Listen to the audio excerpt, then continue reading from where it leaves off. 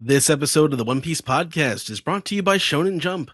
Sign up today to be a Shonen Jump member and follow along with us.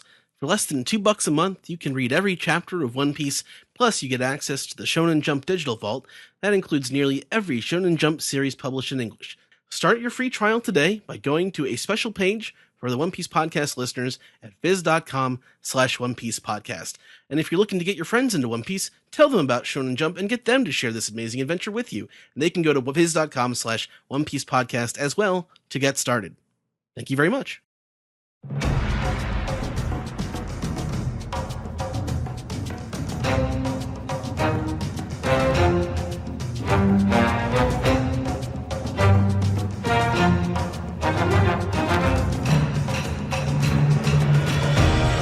This is the One Piece Podcast, episode 607 for the week of Sunday, February 9th, 2020. My name is Zach. And my name is Ed. And on today's show, we have a very special guest. He is translator for One Piece in Shonen Jump and Manga Plus. We have Stephen Paul with us. How's it going, Stephen? Hey, and translator of Death Note one shot. That was fun. Ooh. Yeah, you went trending. Yeah, it was me. Yeah, I went trending. So Stephen Paul. It just is Stephen Paul. No. Stephen Translatosaurus Paul. Just like the full thing. And yeah, very weird. Little trending the quotations even. It was like as if it was your nickname. Yeah. We also have, you might have heard his voice right there. We have our anime recap host. We have Sam Leach. How's it going, Sam? I'm feeling a little snoozy, not gonna lie. Well, Probably should be. Lazy better Sunday. than feeling snooty, or okay, I'm gonna move on. We also have with us our contributor Jill Knight. How's it going, Jill? It's good, and for your weekly Los Angeles forecast, it might rain. I don't know. Actually, that's pretty extreme over there. Although not on fire. Good, that's good. Not this week, but last week. Not us. Just, well, California good. in general. Yeah, I mean. See, and I put my car out today so the snow would get on it so it would get cleaner. What's snow? See? This is what I'm talking about. Last but certainly not least, he is an animator. He's worked on shows including Super Jail, JoJo's Bizarre Adventure, and One Piece. We have Henry Thurlow joining us again. How's it going, Henry? It's going good. Yeah, yep, nice to have you back. Yeah, anytime. I was unfortunately had a lot of technical difficulties last time you were on, but I loved your interview with everyone here. For those who don't know, you want to kind of go through one more time, like who you are. Quick recap. Yeah. Recap. The super quick version is 10 years ago, a little over 10 years ago, I guess, I moved to Japan. I was an animator in New York. I worked on like Super Jail Season 1, for example. And then when I got to Japan, I couldn't crack into the Japanese anime industry right away. There was a big, long story there, but I stuck it out, and eventually I did crack in. The first few shows I worked on was Gundam Build Fighter Season 1 and the Pokemon Origin, television special from a bunch of years back. And then I've just been in the anime industry since, kind of slowly working my way up. So I started as an in-between animator doing, kind of the lowest of the low job, although very important job. And then I did secondary key animation and key animation. And now I'm helping run this studio called De Art Stadio with an art director, Arthel Isom, who's another American who moved to Japan before me, actually. He's been here a lot longer than me. And we run the studio in Shinjuku now. And we try to produce our own stuff when we can. And we have clients who we actually produce stuff for. We've done like Adidas commercials and pilot films and things like that. And we're still helping out with all the animation studios though. So we worked on JoJo's Bizarre Adventure a bit, did some key animation. And I worked on One Piece twice last year, which was really exciting because I'm a One Piece fan. Right now, I can't say what we're working on, but we are working on a little bit of one TV series and one kind of feature film. And then once our work for that is done, I'm thinking about maybe going back for another episode of One Piece. That's Cool. really awesome. Yeah. It's so unbelievable. Your story, just since I didn't get a chance to say much or anything, it's just amazing how you basically were like, I want to do the thing that's cool. I'm going to go and do that thing, even though it's on the other side of the world and I have to learn a completely new language and that. It's just, it's such a awesome story of, just doing the thing you want to do. I think, yeah. Yeah, I mean, perfect timing for a shameless plug, but because it is. I was going to give you that opportunity too.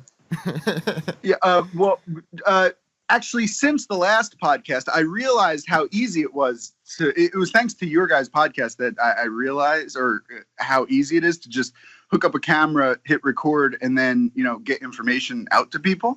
So ever since the last podcast, Arthel and I, the De Arstaggio CEO, and I have just every week, we just put we turn our iPhones on and do this little vlog, podcast vlog, whatever you want to call it. We're posting it on YouTube right now. It's short. It's not long like the One Piece podcasts, but we're basically just explaining different aspects of the Japanese anime industry, what it took for us to crack in. We're kind of going over our stories and opinions about certain things, art related and anime related and everything like that. So if you go on YouTube and search for their vlog or anything like that, or follow us on Instagram or Twitter, every week you'll see another one of those videos. So we go a bit more into depth about the exact kind of stuff you're talking about there. That's awesome. Did you give the URL too for that? Because I want to check that out too. Oh yeah, I share it. So I'm Henry Thurlow. Follow me on Instagram, Twitter, Facebook, all of that. And then if you just follow me, you'll see that I share everything that the main De Art account shares. So yeah, every week I've been sharing those little videos. After this is done, I'll send you a link. Yeah, that's awesome. And we booked, and we were talking about this before we started, but we booked Henry a while back, and it just so happens that every time Henry comes on, Uda decides that he just can't put out a chapter that week. So we booked Henry again for March, so you could expect another break then.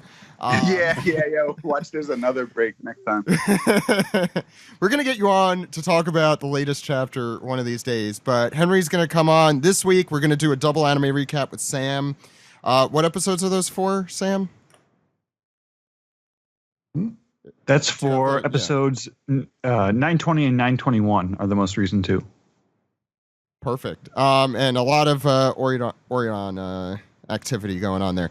And last but not least, we're also going to be doing some trivia, and he just joined us just now for a new round of the David Backfights. David Bednar is here. How's it going?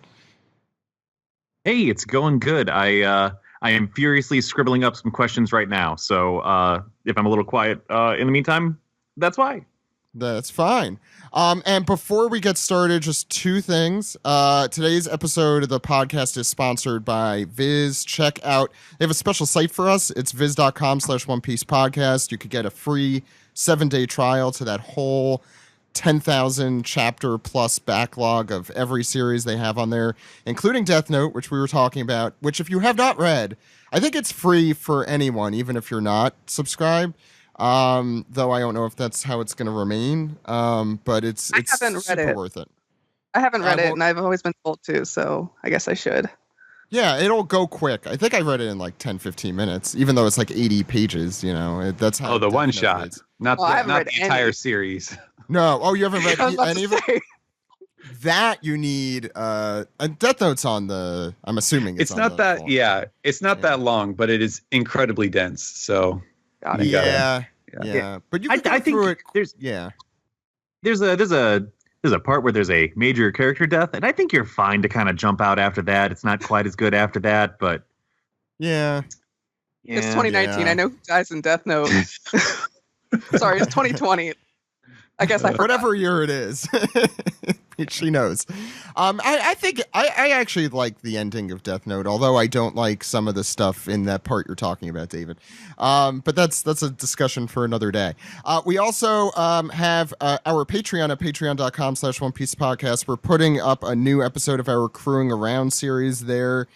We spoke with Doctor and Kendra and Ed and Alex, and we talked about our favorite music. What else did we do? Just podcasting in general, we talked a bunch about. And what we're looking forward to this year, and thereby also what we're not looking forward to this year, which is, we're negative people, so there you go. So you can check that out on the website. I'm trying to think if there was any other huge news this week. We talked a lot about the live action series, but I'm sure we'll get to talk about that more in the future. Oh, the final chapter of the Cup Noodle saga came out. That's true. Yeah. That's right. It was a shorter one too. It was a 30-second focusing on Marineford. Yeah. Henry, have you checked out any of the Cup Noodle Yeah, high school whenever- AU? Yeah, whenever a new one of those comes out, I always check it out. They're really good. That's all I can say. And just like everyone else, I'm like looking in the background trying to find all the different characters. It's kind of crazy how much that they can pack in to 30 seconds or 1 minute. But I guess One Piece gives them enough material to be able to do that. There's so many characters, so I guess if you want to just draw one frame of any given, dozens of characters, and then the compositors will find some place to slip them into the background. I guess you can do that. It's pretty cool that they produce them, though. It's really high quality. Yeah, yeah, and they do pack it's a labor of love, you could tell, because they pack every single character in there. I guess through that, we also learned that Whitebeard's new voice actor is Crocodile's voice actor. Ryo Zabordo Otomo, I think is his name. Yeah, I saw someone post. It might have even been someone from the One Piece podcast. I'm not sure. I saw someone post that voice actor had actually popped up already on an iPhone game or some game, I guess, already used him. And when I listened to it, it was super similar to the old one. I thought he did a really good job. Without pointing it out, I actually probably wouldn't have even noticed. Those commercials really test the limits of internet streaming compression. It's like I can always tell when a new one has come out, because all of a sudden my Twitter feed is just full of extremely blurry close-ups of random blobs and people like, that's that character, and I'm like, what? There's nothing that makes the internet explode like a One Piece cup of noodle commercial. Yeah, like when that comes out, if you don't find out about it, yeah. I didn't notice until someone posted on Twitter, but when Ace gets hit by the ball, the cup noodle symbol burns away. Dissolves. Yeah, they didn't have to do that, but they did. As I said, labor of love. I think that's all the big news for this week. I know there's more showings, I think, that were added for Stampede in the UK and Ireland for our fans over there. So you can check that out at Manga UK's website. But I think for now, I'll give David another 30 seconds to write his questions, because I will also say that that my part on this episode here was to go through volume 8 of the One Piece magazine. Oh yeah, I'm so sorry. We did it already, so it's out of my brain. Yes. I guess. Yeah, go ahead. Yeah, so we go through that one, and that one is themed around generations in One Piece, and so mostly we were diving into the results from some reader surveys where they asked some kind of general, who's your favorite character, what's your favorite arc, what's your favorite line of dialogue from One Piece, and then they split them up by if you're 9 and under, if you're in your 10 to 19, in your 20s, 30s, 40s, and then 50 and older. So you get to see what different age groups of people who their favorite character is, and what kind of surprising results you get. So that was pretty fun. It made me feel all right, there you go. So check it out. As everything in the anime and One Piece world do, it made me feel old. No, Stephen, thank you for doing that. It was a really cool dive into those, and I love these One Piece magazines. They're filled with fun little things. Yeah. I got one extra thing to say, possibly before we move on. During the anime recap episode, can we talk about like current manga chapters, or no? Is that like a? We can talk about it after, if you're sticking around. Okay. Yeah. Well, because I just had one kind of interesting thing I noticed from the most recent manga chapter. That relates to one of the episodes that I animated earlier. So later I'll mention that. Okay, we'll put a spoiler alert in it or something. Cool. Yeah. So I guess be vigilant if you're listening to the anime segment. So why don't we get into this? You guys ready? All right. Yeah. Mm-hmm.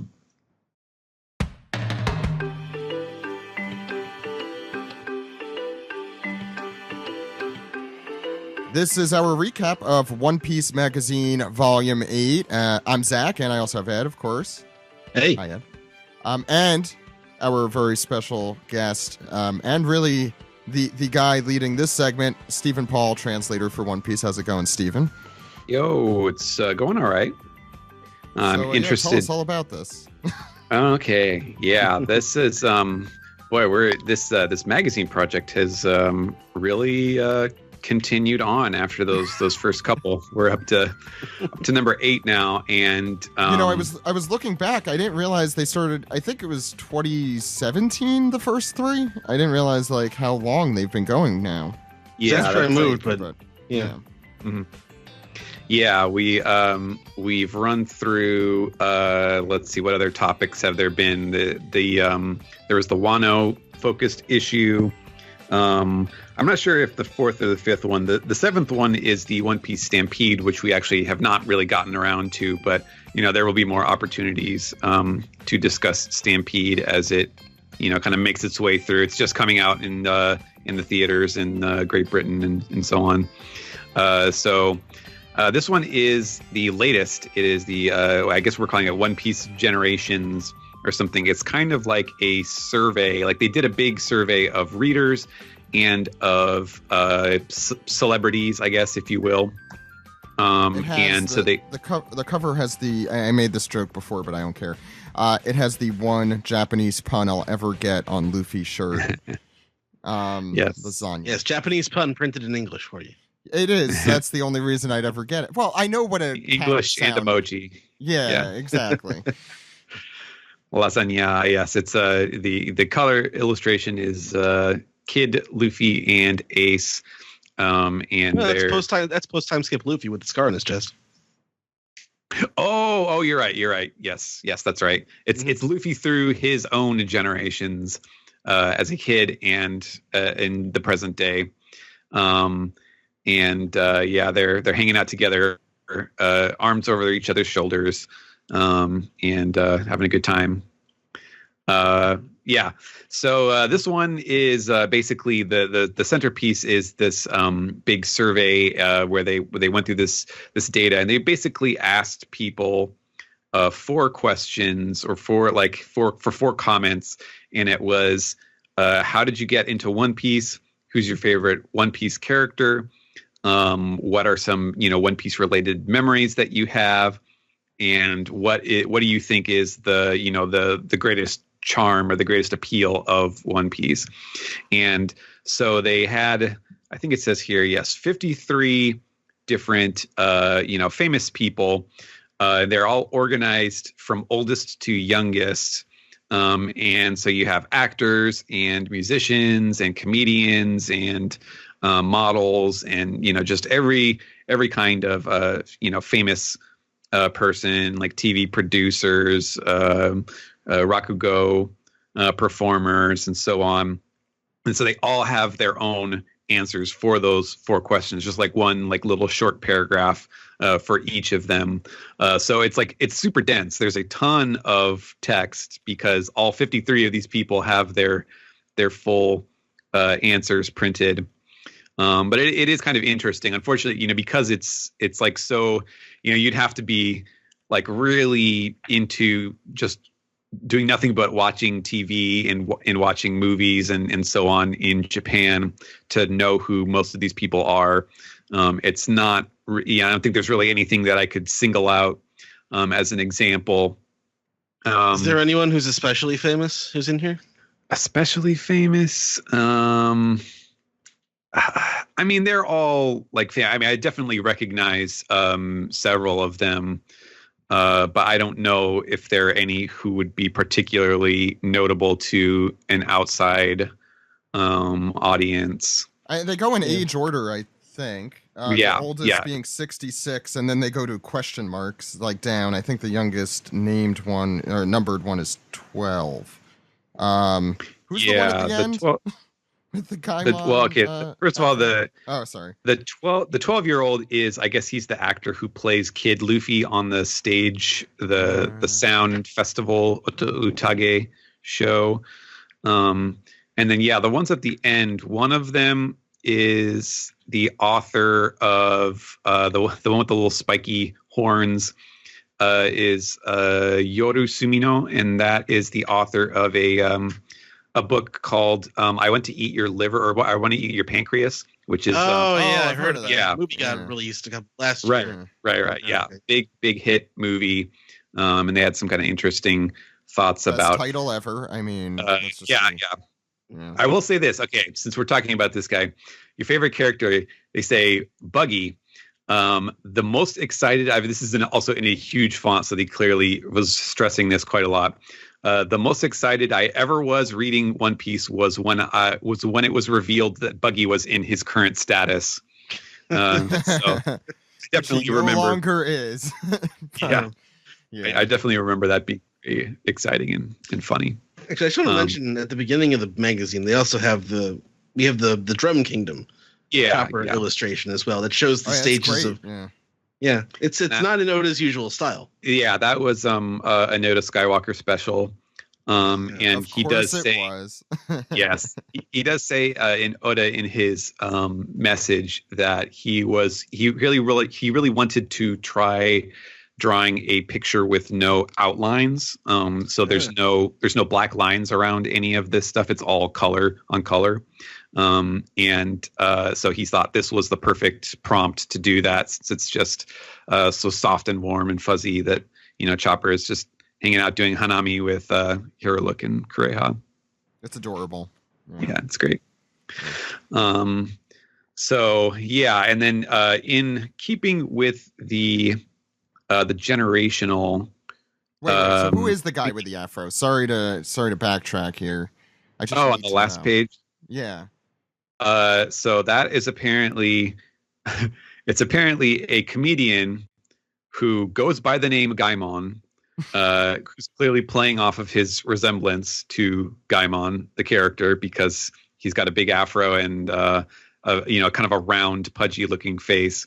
And apparently they met him. So when they were taking the comments from one of the comedians, Atsushi Tamura, who is he's a member of a group called London Boots, and they have a very famous show called London Hearts. I used to watch it a lot when I was, following like Japanese TV comedy shows.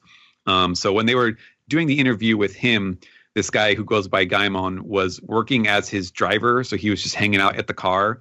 And then they saw him and they were like, all right, well, apparently this guy, he's wearing his Crimin shirt with the starfish on it. And so we might as well just take a picture of him. They don't have any answers or anything, but it just says, yes, he used to be in a duo by the name of Impel Down. They note currently broken up. And he apparently has read all of the One Piece issues of the One Piece magazine. So thanks. And then they have a little picture he sounds like the Japanese version of Fallout Boy a little bit. I'm just like trying to think of like a similar analogous example, but yeah. And so then they have a little cut of Gaimon, the character, going like, oh, great. So they even found this guy. Like, I didn't realize there was a guy who was like this, basically. And then there's the other one of these like non-aged people is a YouTuber whom apparently I guess Oda is a big fan of. They just have crazy videos. And so yeah, after that they have continuing the Generations theme. They actually have a bit of like a story breakdown where they put the backstory of One Piece, or the pirate backstory at least of One Piece, into 3 generations, which are Roger's generation, the Great Age of Piracy generation, and then the Worst generation. And so they, have like a couple examples of who would each be in each. So, the Roger's generation would be like Roger, Whitebeard, Shiki. The Great Age of Piracy, they list Shanks, Doflamingo, not a pirate, but a dragon as well, just, of being of that generation. And then, of course, the Worst generation, we know them. And then there's a huge chronology list on the side of this cool. Left page that just has like pretty much everything that I guess has a year associated with it. And now we just need for this flashback. Yeah, this is it is kind of ironic that this was put together and printed like a month or two before Oden's flashback, where we see a lot of these characters kind of come into play. Well, and it may not be a complete coincidence, because I'm sure Oda was, rethinking about a lot of these things and making sure things fit where they were supposed to fit for the flashback. So it's possible that he kind of had this on hand. I don't know for a fact if he has a giant list of historical details like this, because we know that little discrepancies do happen. There was that thing with the 39 years versus 41 years. So obviously the process is not infallible, but I almost kind of wonder if like he was using this to help with the flashback and kind of put everything into order.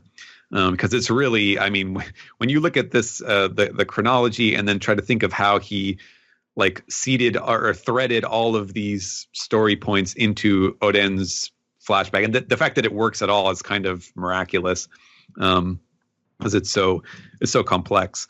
But they have for each of these generations, they have a 2-page spread where they kind of talk about the main things that happen, and they have like a giant sort of character relation chart where you see who is rivals with whom and what they did to each other, and how they're related. It's pretty interesting. The Worst generation one is kind of hilarious, just because there are so many characters that we know of in that group that it just looks. It's a very Byzantine map of arrows and boxes all pointing in different directions. But it's kind of cool. I mean, it's a nice, like, sort of very chronologically focused rehashing of a lot of the sort of central history of the series, the last 50 years of the series. Sounds like a conspiracy board. Yeah, pretty much. Which one of these is Pepe Sylvia? All we need is Charlie Day to stand in front and yeah. And then there's let's see, there's some promotional Zach, stuff. Hold on, Zach, isn't this the caprese salad you had? I was gonna say, at One Piece Tokyo Tower. Yeah, there's some promotional stuff. Heart-shaped mozzarella. Oh yeah, I did have that there. Yeah, okay.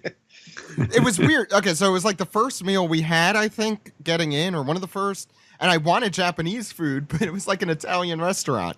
It's Sanji, man. It's a lot of French and Italian stuff. Yeah, which was fine. It was a very good caprese salad, but yeah. That's funny. Yeah, they have the pictures. I think everyone's seen the pictures of that. All of the statues of them like eating and sitting around at the table from the One Piece Tower. They have you get a view inside the opening 360-degree movie as well. There's a clip at the top of the. Yes, yeah, that's cool. There's another thing for the marionette stage show, which prominently features Caesar Clown and Cracker and Sabo. And the Gear 4 hands, which were shocking and surprising and fun. Caesar Clown was very good. The actor is very good in that role. Yeah, I think he was the highlight of that, in my opinion. Yeah. Usopp and Caesar Clown, I think, were the... Oh, and Plush Chopper. Oh, God, yeah. It was just literally a stuffed animal.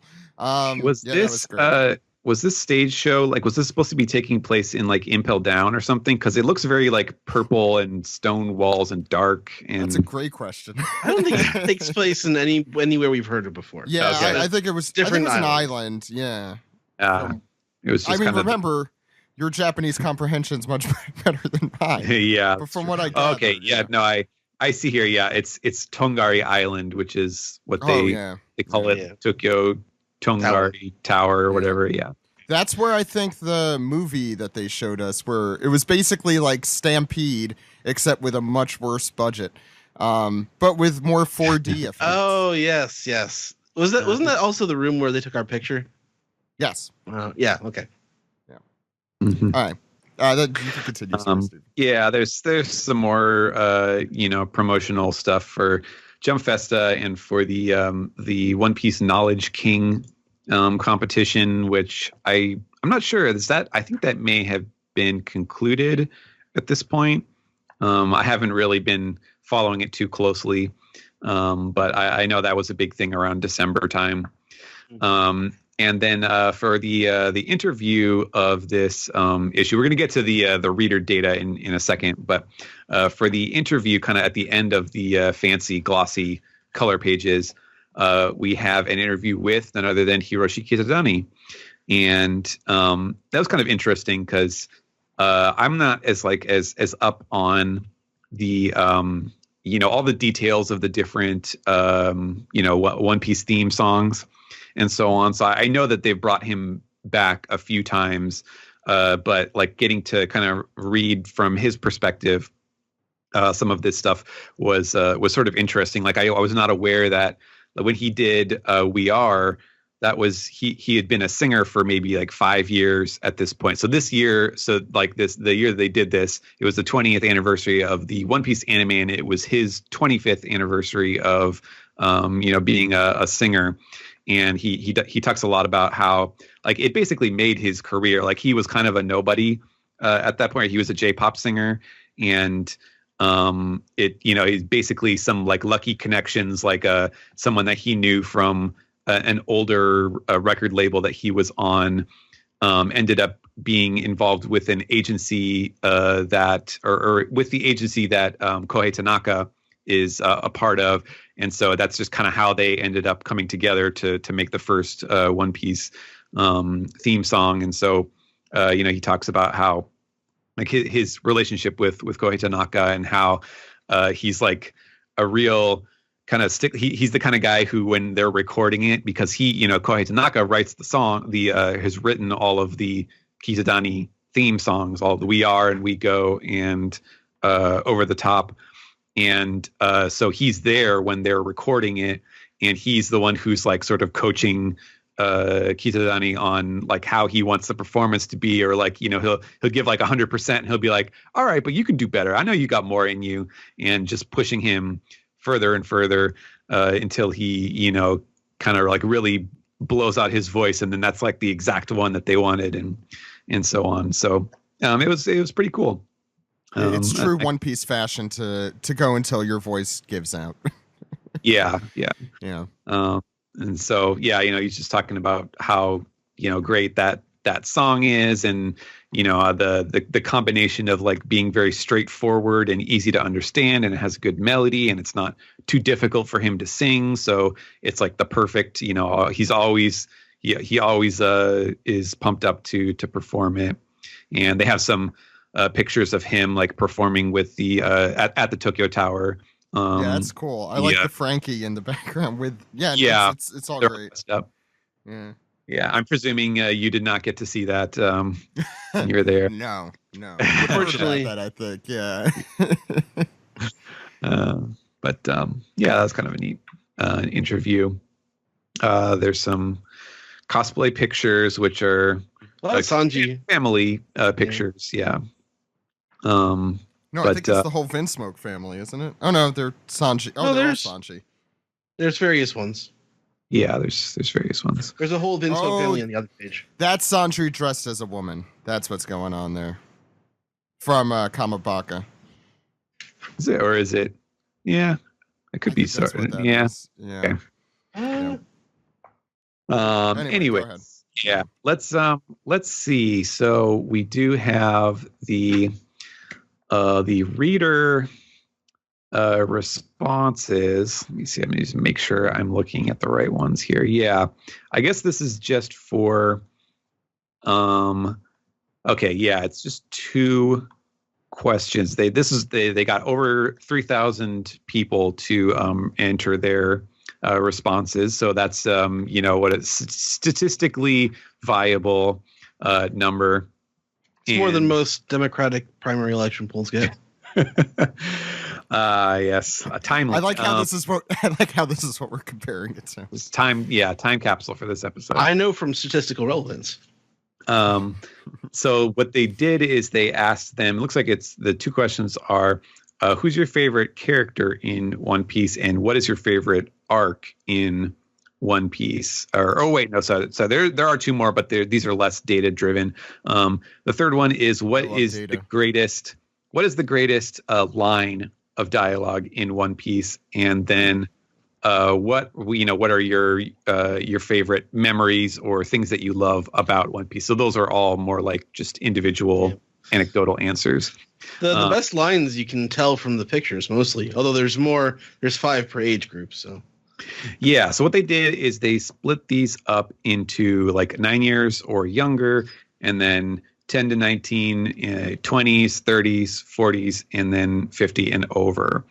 And I'm assuming that there's probably some discrepancy in like the number of responses per each age group. So they're probably a little split up, but they do list like a top 10 and then the percentage of the vote. And then they also have the top 3 for men and women in each category. So I don't know how you want me to do this, because we could really just go into all of the stuff, or I mean, do you want to just go through the top 1 for each group? Well, I'll tell you right now. Luffy, it goes Luffy, Zoro, Luffy. So yeah, that Zoro is number 1 with the teenagers, who are the actual demographic of this magazine. That is true. Yeah, Zoro got 16% of the 10 to 19 vote, whereas Luffy got 15%, and Sabo was at 11, and Law was at 10. Ace was at I guess the best question would be, who are the most unique people to show up in each of the categories? Maybe that's a good.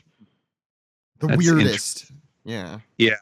Let's see. Yeah, let me just. I'll just look through these and see what are some interesting ones. The kiddies, 9 and younger, are. It looks like they have all 9 Straw Hats plus. Or wait, no, not all 9 of them. It's Sabo and Ace are in there, but otherwise they are all. Let's see, 1, 2, 3, 4, 5, 6, 7, 8, who's 9, missing? 10. I guess.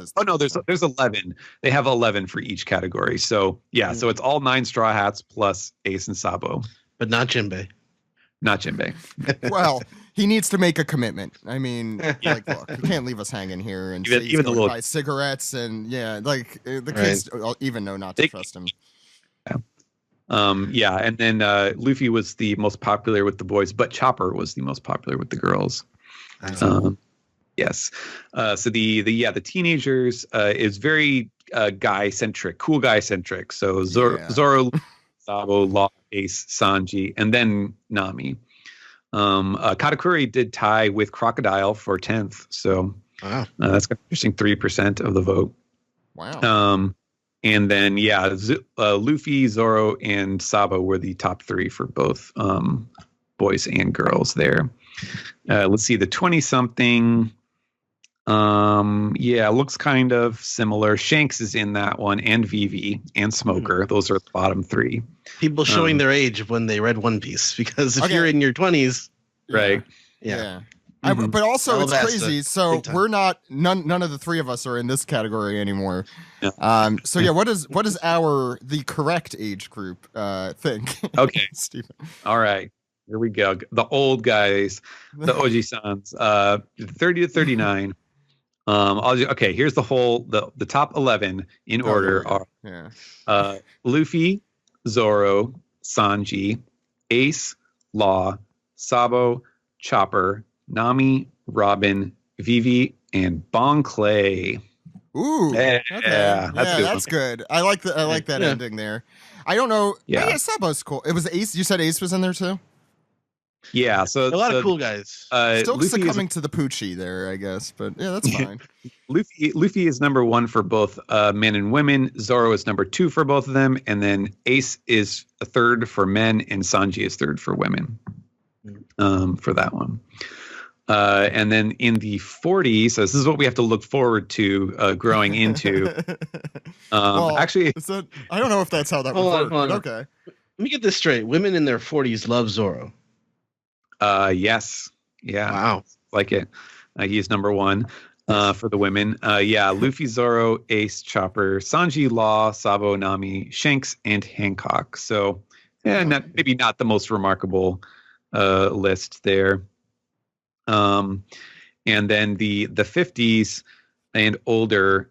Let's see. Is there anything interesting? Yeah. Okay. So Hancock is tied for 5th in this one. Sexy dames and lots of them. Yeah. And and then Ace Robin is in 10th for them. So she did show up. For men, so for the 50 and older men. Luffy number 1, Zoro number 2, and then tied for 3rd is Nami and Hancock. So, I think we can see. Wait, so when you become 50 and you live in Japan and you're a man, are you automatically just a creepo? Is that how that works? Just like if you're reading a teen friendly shonen manga that you're just there to rule the young ladies. It's a socially acceptable way to I guess to do.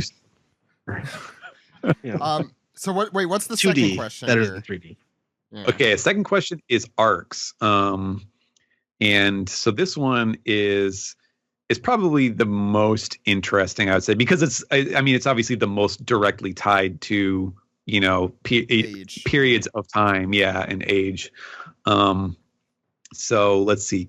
For the kids, so they kind of they're not as granular as we are when defining arcs. So, for example, the 9 and under, number 1 is labeled as the Rogue Town to early Grand Line arc. So, like, I guess going over Rogue Log Town and Little Garden, Whiskey Peak. Reverse Mountain, Twin Capes, all of that stuff. And then from there they go Dressrosa at number 2, beginning of the adventure to Syrup Village as number 3, Wano as number 4, and then Marineford as number 5. So it's kind of like you can see, probably a lot of them. It's like they start reading from the beginning to catch up, or like to get the beginning of the story, and so they know a lot of the early arcs, but then not a lot of the in between stuff, and then of course the latest things that they're following week to week. So like the Logtown to Grand Line was number 1 for the boys, the young boys, and then the number 1 for the young girls was Dressrosa. The teens, number 1 was Marineford. And then Wano, Enies Lobby, Dressrosa, and Alabasta. So they list for the teens. Yeah, I usually don't trust teenagers, but this is a pretty good list, I gotta say. Yeah, they're into the big battle and drama arcs, so that's cool. Marineford was number 1 on both sides of that one. In the 20s, Enies Lobby is number 1. Just barely beating out Marineford, and then Alabasta 3rd, Wano 4th, and a post time skip to Fishman Island as number 5 among the 20-year-olds. 30s, number 1 is Alabasta. I guess I'm not particularly surprised at that, since they were probably of the age when that was in the in Jump. Marineford at number 2, Ennius Lobby number 3, Dressrosa 4th, and Impel Down at number 5. Interesting to see Wano does not crack that list. At all. Yeah. Well, except with older people.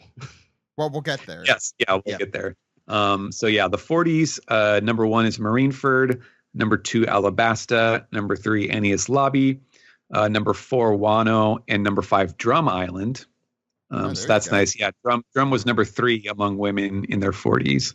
I think definitely. Yeah, you get a lot of sentimentality. That's a great, very fan favorite arc. And then 50 and older, Marineford came in first. Wano at number 2.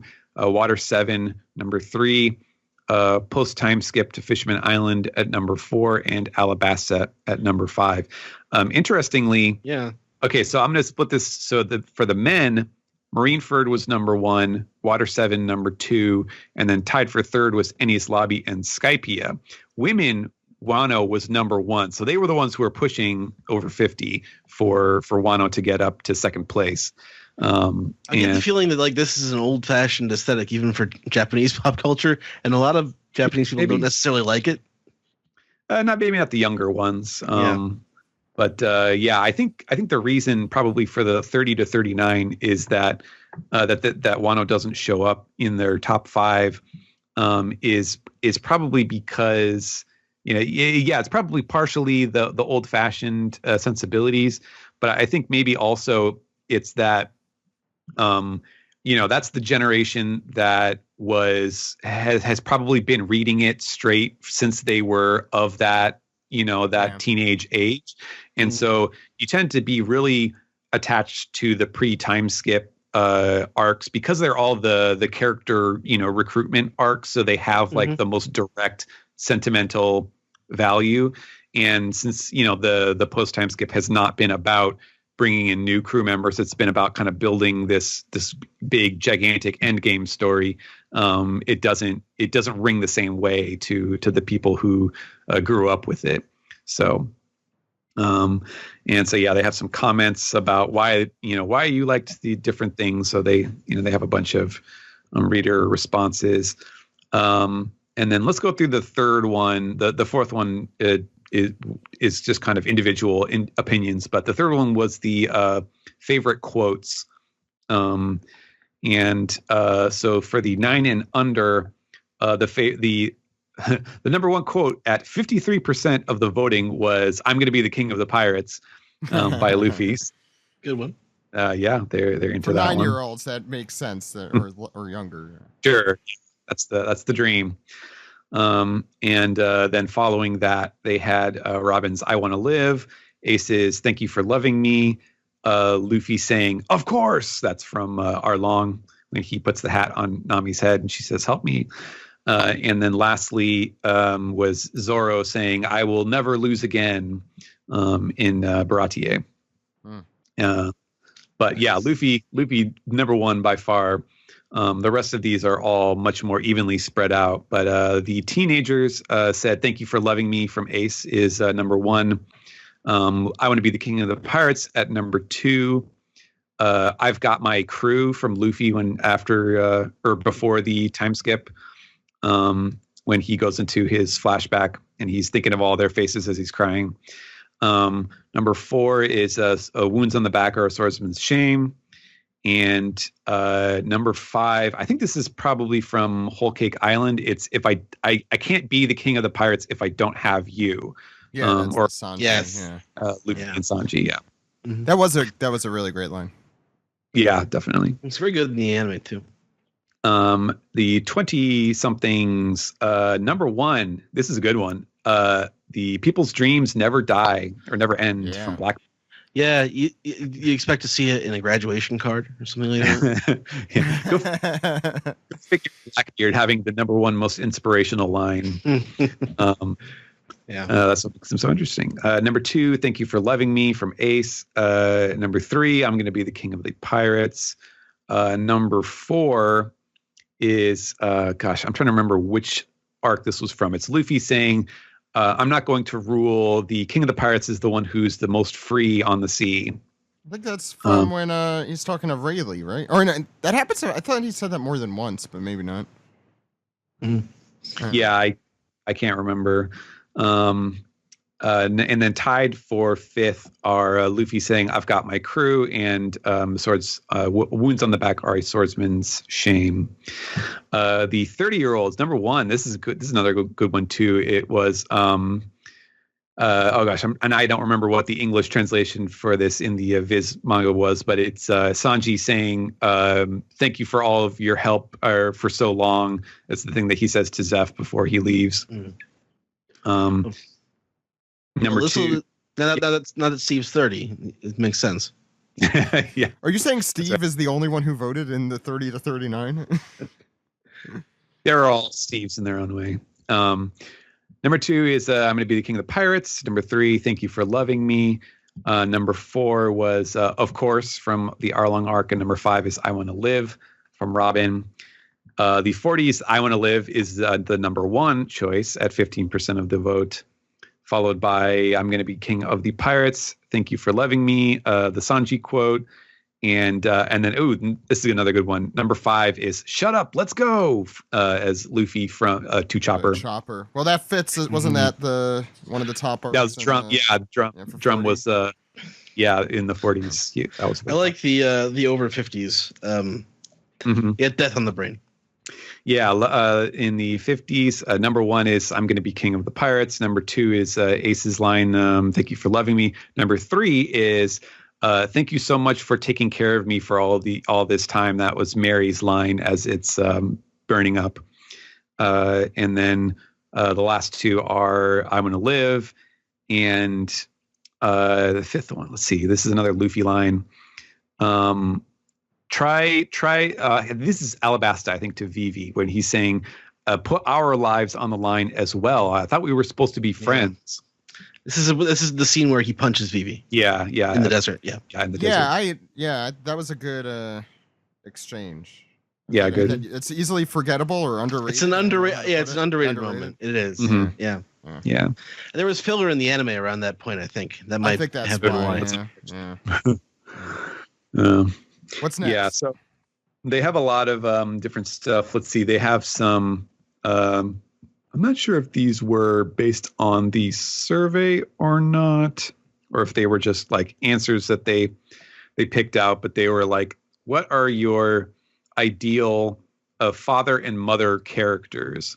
And so they have on the mother side, they singled out, and they have comments selected to pertain to them from the readers: Belle Mare, Nico Robin, and Vince Moksora. And on the male side, they had Edward Newgate, Zeph, and Shanks. Those all seemed pretty good. And then they had some like honorable mentions for, I guess these aren't necessarily for that specific topic, but like things that people said that they really liked about them. That like Khalifa, Miss Golden Week, like saying, "Oh, if you had the colors trap, then you wouldn't have to worry about," or she would make sure that if if I had a day where I was down, she could paint the color on me and make me laugh again. And Rika for her onigiri making skills, and Tashigi. And then on the male side, they singled out Erouge, Usopp, Don Quixote homing, and Mayor Boodle. Yeah, Mayor Boodle. Well, he's he clearly cared a lot about his town. So I think of the two mayors, he's the inferior, clearly, but whatever. I mean, the character is going to appear in the live action. Like the showrunner was joking about getting his dog cast in the show. Oh, it's Shushu. Yeah. Yeah. So yeah, after this, it's kind of more of like the bonus section. They have some kind of gag manga stuff from one of the art authors. Which one is this guy? This guy draws the. Is this the One Piece Kobayama, or it's like One Piece Academy is the title of this little thing, and so it's one of those like Kobe and Luffy and Usopp and everybody. They're all playing different like sort of archetypes of school kid characters. Tonjit's in this one at the very end of it. Yeah, Tonjit's in it. Aokiji Sensei shows up riding a tricycle, and wearing a long sleeve shirt that says teacher on it. There's just a lot of goofy stuff. I think Arlong is like the bully or something. It's some silly stuff. They did bring in some character designs from Oda, some sketches. Not a ton of them for each one, but it is kind of interesting. They went over the worst generation, so you can see his sketches for Eustace Kidd, Trafalgar Law, Joel Bonnie, Basil Hawkins, and knowing how quickly he designed these characters, it's not particularly surprising that they all look very similar to their final form. I like the Blackbeard ones. Yeah, they have some Blackbeard ones. Marshall D. Teach. Yeah, I posted a picture of one of them that it looks very old Oda, where kind of has a bit more of a Disney look to him. Yeah. With a big old chin and kind of gross looking beard, and the last page, which is has in English Blackbeard's mother ... question mark. Which for some reason I want to say it in the voice of Mr. Bean when he's talking about Whistler's mother. But yeah, that was kind of interesting. Very old also, is kind of presented as a design that he did not go through with, or as a story idea that he didn't go through with. They do have some drawings. He drew some characters that were supposed to be Blackbeard's little sisters or sister. Like Ace is looking shocked, like, oh my God, he has sisters. But that was, again, some stuff that he did not end up using. That's kind of interesting. I really like finding out about, ideas that Oda was toying around with that he didn't end up going through with, just to see, like you get the idea of like how much influx a lot of the things that we take for granted were when Oda was coming up with them, that it could have been a very different type of story, or certain characters could have been very different. I think, I don't want to go on too much longer here. There's a couple devil fruits.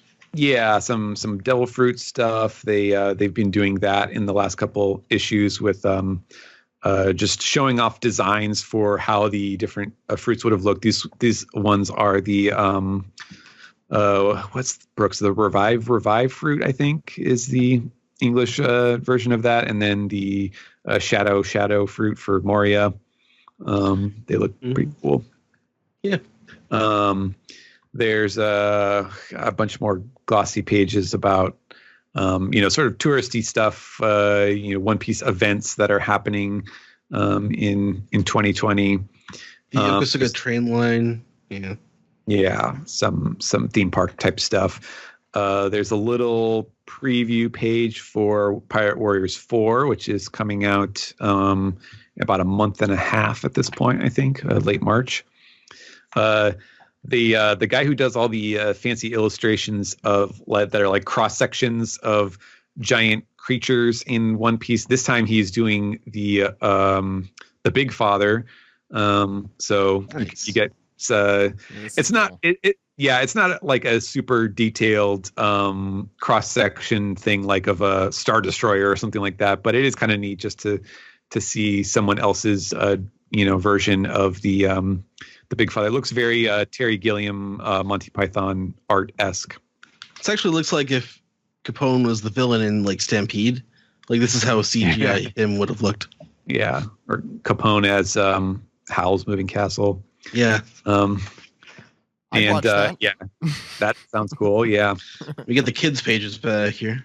Mm-hmm. Yeah, and a lot of the usual stuff. The guy who does the storybooks with the sort of watercolor. Yeah, type. I love these. This one is looks like Brooks. Like Laboon. Yeah. Laboon and Brook. Yeah. And Brook. Yeah. That's pretty cool. Has a very hungry little caterpillar type look to it. It does. That's kind of a. I think that's a good story for this too. Yeah, true. Flashback, true. Yeah. Sanji's recipe, which is some kind of seafood pasta and cheesecake. That looks pretty good. Just kind of skipping through the other stuff. They did start a new serialized novel in this one since they finished the installments for the Law novel, and this one is about Nami, which has a fantastic subtitle, which is "The Shoe Must Go On," and so I guess apparently a big part of this is Nami going on a shopping trip because she's the illustration. The Puma crossover thing? Is that what you're talking about? No, this is the novel on the yellow pages. Okay. It's okay. Never mind. Go. Yeah. I really like the person that they got to do the illustrations here, Sua Sayaka. I remember they were advertising, they were promoting this on the the Twitter account before the magazine came out, and it's got a really cool style to it. And it looks like this is, it's called One Piece Heroines, so they do say that the next one is going to be titled Unscramble Egg of the Archaeologists. So I would assume it's a very awkward. Okay. We're going to be talking about Robin in the next one. But it's a cool style. Yeah, it's very different. I like it. It's more gag manga. More it's almost European, I think, like the style. Yeah, I don't know. The illustration. It's like French almost. Yeah. It's very classy. Yeah. Very cool.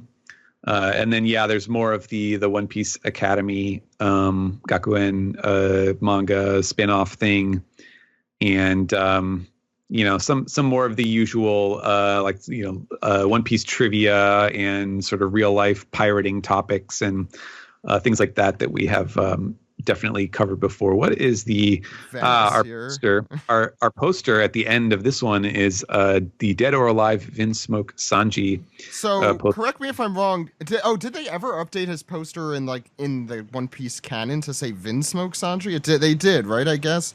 And he got pissed about it. They did. Yeah, exactly. Because this is the one where he has 330 million. Oh, right. It's Dead or Alive. Yeah. Yeah, and it's Zoro's was 320 or 310. Oh yeah, no, he could lord that over him, right? Yeah. Even though he has the stupid heart eyes picture as his bounty. It's not inaccurate. It's an accurate picture. Yeah. And then let's see. They do have a preview back cover for. Number 9 is going to should be coming out in April. And what does it say here? I guess this one's going to be about Eiichiro Oda's sense of design, maybe, or his ability to design. And it says covering characters, creatures, islands, towns, buildings, objects, basically all about his, I guess, creative style, maybe his visual style. One. Yeah, that's kind of interesting. I wonder if they're going to have like a bunch of here's this real life reference for this and that. That would be cool. Maybe they'll talk about like character models, like the Hugo Boss model for Polly and stuff like that. That would be kind of neat. Yeah. But I guess we'll find out. But that's going to be coming up in April. So the back cover is the Sua Sayaka illustration, full color. Yes, from the inside cover. Yeah. So for people who want to pick this up, they could go to their local Japanese bookstore, their local Japanese bookstore. You can order from Amazon Japan. You can order from Kino. Yeah. Amazon Japan is also in English. You just have to go to the language menu and you could click English. Well, I mean, Kinokuniya USA has it. They ship too. They do too. Yeah. I think they just relaunched their online store, I think. So great. They're a good option now too, I think. Yeah. I get these sooner rather than later just because I don't I know when I go to Kino, they're not always in production there. They don't always have them there. So people should come to Chicago because there's one on every shelf. They have pretty much all of them. But I guess Well, at least one of all of them. Yeah. So you could stay on Ed's couch and go visit the Kino there, which used to be what was the name of that store there? Sunsado. There's a different kind of bookstore. Yeah. Yeah. I mean, it's right by the airport. You can fly in. Anyway, if you're in the Chicagoland area, you could check that out. Anyway, thank you, Stephen, for taking us through this. Sure, that was fun. Yeah.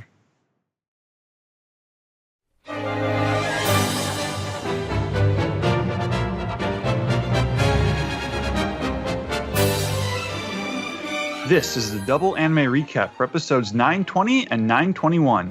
I'm your host, Sam, and today with me we have, I think, probably the biggest anime recap guest list we've had so far. We have, as usual, we've got our good friend Ed. Hello. As usual, we have our great friend Jill. Sorry, Hello. Ed. Oh, sorry, Ed, man. It's pretty great. I mean, yeah. Also joining us is Zach, I guess. Hi, I guess. God, Also Ed, joining you thought us. you had an underwhelming introduction, and then Also joining us is Henry Thurlow, animator. He's worked on many shows, including One Piece. I don't believe you're on either of these episodes, are you? No, I'm not. No. And then also in the background, I guess David Bednar is listening in, if you're wondering where he's at. My dryer is going in the background, and it's going to make a very loud beep at some point, so I'm staying muted as much as possible. Have a fun episode, Cool. guys. yeah, enjoy that dryer. Sam. Our first episode on the docket is 920, A Great Sensation, Sanji's Special Soba, which is almost entirely alliteration. We just need to get... It could have been a super sensation, Sanji's Special Soba. I'll write that down. This episode was surprisingly funny, I thought. Like, It's a slow-paced episode, but they do character interaction very well, and I found it very funny overall. Even if it took us like 2 episodes, or like an episode and a half to get through what I thought we would do in an episode. So, I don't know. There's a lot of flourishes, I think, that made this episode fun. Yeah, the pacing did not strike me as odd in this one. So I think it went down pretty smooth. The title card this week begins at 3 minutes and 22 seconds, and it opens with Sanji's continuing to make soba for the ladies and nobody else. This is a problem. It is a problem, though, because they're trying to get the samurai, as Frankie says. Yeah, Sanji cares a lot about Orobi's opinion specifically, and she thinks the soba is good, and Sanji's happy. And this is when Frankie suggests drawing in more potential samurai, since they're all getting just regular women off the street are coming in for soba. They're not really getting any warriors. Frankie suggests selling something that would go well with sake, so they can get more potential samurai. And Sanji does not like that idea because men are not ladies. And this is when the members of the Kyoshiro family arrive, and there's a small little pink-haired girl. We will know her as Otoko. She's hanging around in the scene, and these but the tough men, the gangsters, are Kaku-san, Kuni-san, and Suke-san. There's a pun in there. I think that Steven explained to us at the time, but I forget what it is. Yeah, I know there's definitely something. I just know he's reusing Kaku as a name. No, I think they were like characters in a series, and now I'm trying to remember. It's a playoff of something. Yeah, some Japanese story. Yeah. Just from hearing the names, nothing's ringing a bell for me. So yeah, maybe they're references to like an old show or something. I'm not sure. That's what I think, or manga or show or something like that. Yeah. Mm-hmm. Yeah, Robin recognizes them as being they're working for Kyoshiro, who's working for Orochi, and I'm reminded that like at this point in the story, Orochi is his appearance is still shrouded in mystery. I guess I'm so used to knowing what he looks like in the manga. It's weird to be building him up. His voice was interesting. I forget if this is where we first heard it. I think in the next episode you hear his voice. It was the next episode. Yeah. There's a few interesting like voices that took me by surprise. So they're trying to strong arm Sanji. They're doing the whole like, oh, what a nice soba restaurant you have. It would be a shame if something bad happened to it. And Sanji is very chill about this. He's like, "Oh, I can handle it. I'm strong," which is great. But they don't like that. They're trying to cause trouble, so they slap the soba out of the little girl's hands, and the little girl starts doing a very strange cry laughing, which is like we can't tell if she's laughing or if she's crying, if she's upset or if she just thinks it's funny. And Frankie sure that won't be anything. Yeah. Frankie is excited to have a reason to fight. So Sanji starts flinging some kicks. Frankie does the Franosuke iron suplex. And I like when the one guy gets knocked like back and he hits Frankie, but Frankie's made out of metal, so it's just like slamming into a big like a steel wall. Yeah, classic. Yeah. Did I mention how I also love Frankie eating the soba noodles with his tiny hands? I enjoy all the little Very dainty. So great.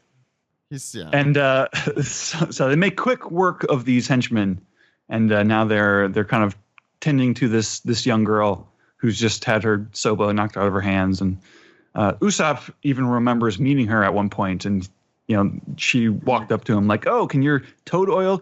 Wait, hold on. I'm putting a few things together. Was this scene in the manga? Was like Usopp and Toko having met before? Yes. But it may have been later. It may have shown up later. Well, they refer to it later. We know that. I think maybe in the dialogue she was like, "Oh, she was looking for the toad oil or something." She she really wanted the soba. Right. She wanted the toad oil. Yeah. The toad oil. I'm just realizing that in retrospect, we know what she wanted the toad oil for. Yes. So Sanji makes Otoko a new soba dish, and it's very adorable. And that's when we get to the eye catch of the episode. And when we come back, we have the whole scene of Toko explaining the joke of her name, which is her name is Toko, which if you had the O in Japanese, Otoko, it becomes just the Japanese word for man. And that's hilarious for some reason, and everyone thinks it's funny. I also just say I love the image of Frankie pulling the guy out of the ground like a turnip. Yeah. Very good. So we learned that Otoko is the Kumaro for the Oiran, and that's when the old is the old lady playing a shamisen, or is that a different instrument? I think it is. I thought that was. I think so. There is another similar instrument I remember talking about, but I don't remember what it was. That was a biwa, but that's the guy in the. That's the guy in Orochi's family who plays that. That's in the flashback. Well, let's just spoil everything, Ed. Yeah. There's a biwa in the flashback. Sorry for that big spoiler. Yeah, you might see a biwa at some point in this arc, is the spoiler. Yeah, spoilers. Orochi has some family members. He did not just sprout out of the ground. And one of those family members may or may not play an instrument. Anyway, go ahead. So the old lady, Robin's geisha instructor, she has to explain to the group what Noiran is, which is basically just a superstar geisha, is kind of how I understand it. And I remember noting just like there's a cool kind of zoom in where the camera's kind of moving past the Straw Hats and kind of closing in on the old lady as she's explaining all these details. And Otoko is basically, she's an attendant. Her job is to kind of be at the Oiran's side.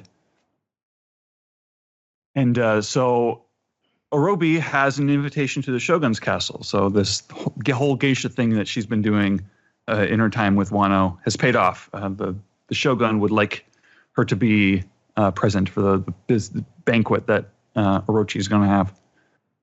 And we come back to Udon, and we have some of the prison workers. They're very impressed with Luffy and how good he is at being a worker. This is when we finally get the name for Old Man Hyo, the tiny little blue-haired old man who's I did bowing not realize to him. his tattoos were also brightly colored, but I like that actually. Yeah. It's kind of hard to like the Yakuza element of his character is kind of screaming in color, I think, rather than in the manga you could just sort of buy that, oh, he's just some old man. But yeah, Hyo's voice kind of stuck out to me as being interesting. Like I don't know why, just like a normal sounding old man is not the voice I expected, but It's interesting. So Luffy, being Luffy, he's a good kid. He's offering the old man just like a big handful of meal tickets that he has a surplus of because he's just moving so much rock. And this is when we see that Raizo is sneaking in and out of the prison. He's using his ninja arts to just kind of teleport in and out. He's got a plan to like get the Sea Prism Stone keys. And this final sequence of Luffy working at the mine is kind of cross-cut with the Oiron's sort of parade thing that she's got going on. And we get a small glimpse of the Oiron, but not too much before the to be continued card hits. And we can move on to the episode 921, Luxurious and Gorgeous, Wano's Most Beautiful Woman, Komurasaki. And the title card for this one is 3 minutes and 30 seconds, and there's like a little flute player who's kind of leading the scene. There's a whole group of people who are surrounding by the woman's name is Komurasaki, and she's kind of staying mysterious throughout the whole episode. We don't see her full look until the end. I like the way that leads in. Like they use this sort of ethereal music for her, and they make it seem very unreal. Which this is like the flourishes that I was talking about. That sort of justify the slow pace I think that they took in this episode. Yeah. They do it really well, especially with the different angles that the animation's at, especially when they focus in on her really tall Geta and everything. I really like the combination of the sounds and the angles. Her giant platform shoes, which get a lot of coverage. Mm-hmm. I like when occasionally in the episode they will replace the background with like the peacock pattern on her kimono. Yeah. I not to spoil things, I really enjoyed this episode. Yeah. Go ahead. So while this whole scene is happening, some old men are hanging out in the alleyway and they're crying about something. They're upset. And we come back to the prison where it's Caribou is back. He's in the show again. And Luffy talking, wet-haired Caribou, captain of the Caribou Pirates, bounty 210 million. Caribou really wants to be a henchman of Luffy's. He really wants to work for Luffy. He realizes he wants to get out of prison. He wants to break out. Yeah. Like this guy is strong. This guy's going to break me out of prison. Yeah, we get some Fishman Island. I'm sorry. Well, they do all the cover stories too. Yeah, well, it's like a slideshow. Like they show the pictures of the cover stories sort of in succession with the narrator giving a very vague explanation of what happened. I think the goal here from the animation staff was, how can we show what happened to Caribou with the least amount of Caribou? Which is a perfectly reasonable goal. I do not blame them. Yeah. The cover stories have been an interesting thing. Like I don't know if we mentioned this last time, but I think that would be the perfect area for them to do like a filler season or something like that. That's right? what I'm thinking. Yeah, and it wouldn't. Well, but it's weird because Toei and I don't have any answers to this, right? But like I don't know why they don't seem to want to do that, because they've had years and years and years, and definitely moments where they clearly wanted a filler saga here or there, right? To drag something out or to not, like before Dressrosa started. Right. There's plenty of moments where clearly they want to buy time. And for example, in between the different Wano arcs, right? Like Wano part 1 and 2 and things like that, it cuts away and then, has like the quick story that is in the manga. But I mean, not that I want to delay Wano more, but if at any point they can find a section to suddenly have, one episode dedicated to every single cover story, they could have suddenly 10 or 12 just episodes in a row. That wouldn't be filler. I mean, I'm sure some fans would be like, oh no, why are they not getting back to the main thing? But that's not filler. That's showing actual canon material of all these characters and what they're doing now that just have never been shown. So I was happy that we got to see the cover story in this week's episode, because in the past they would just skip it, right? What was the mermaid? Was it Kami? Kami? Yeah. The green mermaid? Yeah. Yeah. Well, so there was like a whole side story where she was first introduced, but they never showed that at all, right? And then all of a sudden she was just in one episode, right? So similarly, they could have just ignored the whole side story and then, you know, Karibo, is that what his name is? I forgot how to. Yeah. So I actually may have an answer for that. Uh-huh. So like how much 7 years ago now, we interviewed one of the directors, and I don't remember. Well, I hope this was recorded, but whatever. It's also been a long time. So I think that the main reason why they don't do that is because they need to have the Straw Hat voice actors basically, you know, in it because they're paying the Straw Hat voice actors. So if they have like these long or even short arcs where they don't have any of the people that they have hired to do the voice actor work, you know, it's kind of, I think, you know, wasted time or money. That is, I guess, the way they think about it. That's a good answer, but I don't buy it. And here's why. Here's why. Well, because in the past, there have been situations where there isn't any of the Straw Hats for a large period of time. And the upcoming filler is going to be a good example of that, right? So what are they going to do? Are they going to have months of no Straw Hat voice actors? Of course not, because they are paying them. They're going to just fit them into different roles. Like how many side roles has Frankie or Zorro done, right? And you're kind of that sounds kind of like Frankie, doesn't it? So they can find something for those voice actors and voice actresses to do. No, you're right. Like Impel Down, I know like it was fun to watch because all the side characters, or a lot of the side characters, were Straw Hat voice actors, like coming into cameo. Like I remember Zorro's voice actor, I think, did Saldeth, that little guy with the horns. Yep. He's not so little anymore, actually. Post time. He got bigger, Saldeth? Oh, I didn't know. Oh, yeah. Oh, yeah. Oh, yeah. I think I kind of remember that in a cover story. See how this comes around? Yeah. Yeah, no, I mean, I agree with you, Henry. I think that is, we've really gotten off topic, but it's okay. I think, you know, that is the most ripe stuff. Like Oda has like stories overflowing in his stories that he has other, you know, those cover stories. So why not adapt that? I assume one day that'll happen, or, you know, one day when they make a One Piece Kai, that'll be something that exists. So. Well, the reason it's interesting to point it out now, and it is relevant, is because this episode decided, hey, I think you do need to know that cover story. And so even though it was very quick, they still showed it to you to give you some basis for why Karibo is there, right? It wasn't just like, boom, and he's there.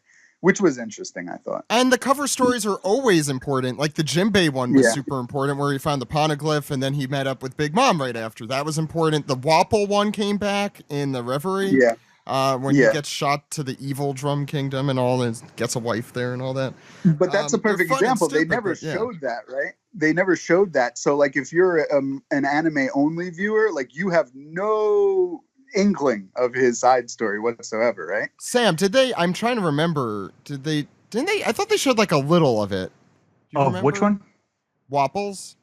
Yeah, they basically made like half an episode of Wapples. Okay. Yeah, really? Yeah, like I think before the Reverie, I think. Or maybe slightly before Whole Cake Island. It was during the Reverie. The Reverie was done so weirdly in the anime because there were a lot of flashbacks. I understand why they did it. I think it was on the way to Whole Cake Island when they were doing some clip shows then. And then really? All right. That's weird. I don't remember that. I don't remember that. Yeah. I think it was during Reverie. I thought it was during. Well, I mean, he came back during the Reverie, but I remember thinking like it seemed like a weird time to do it.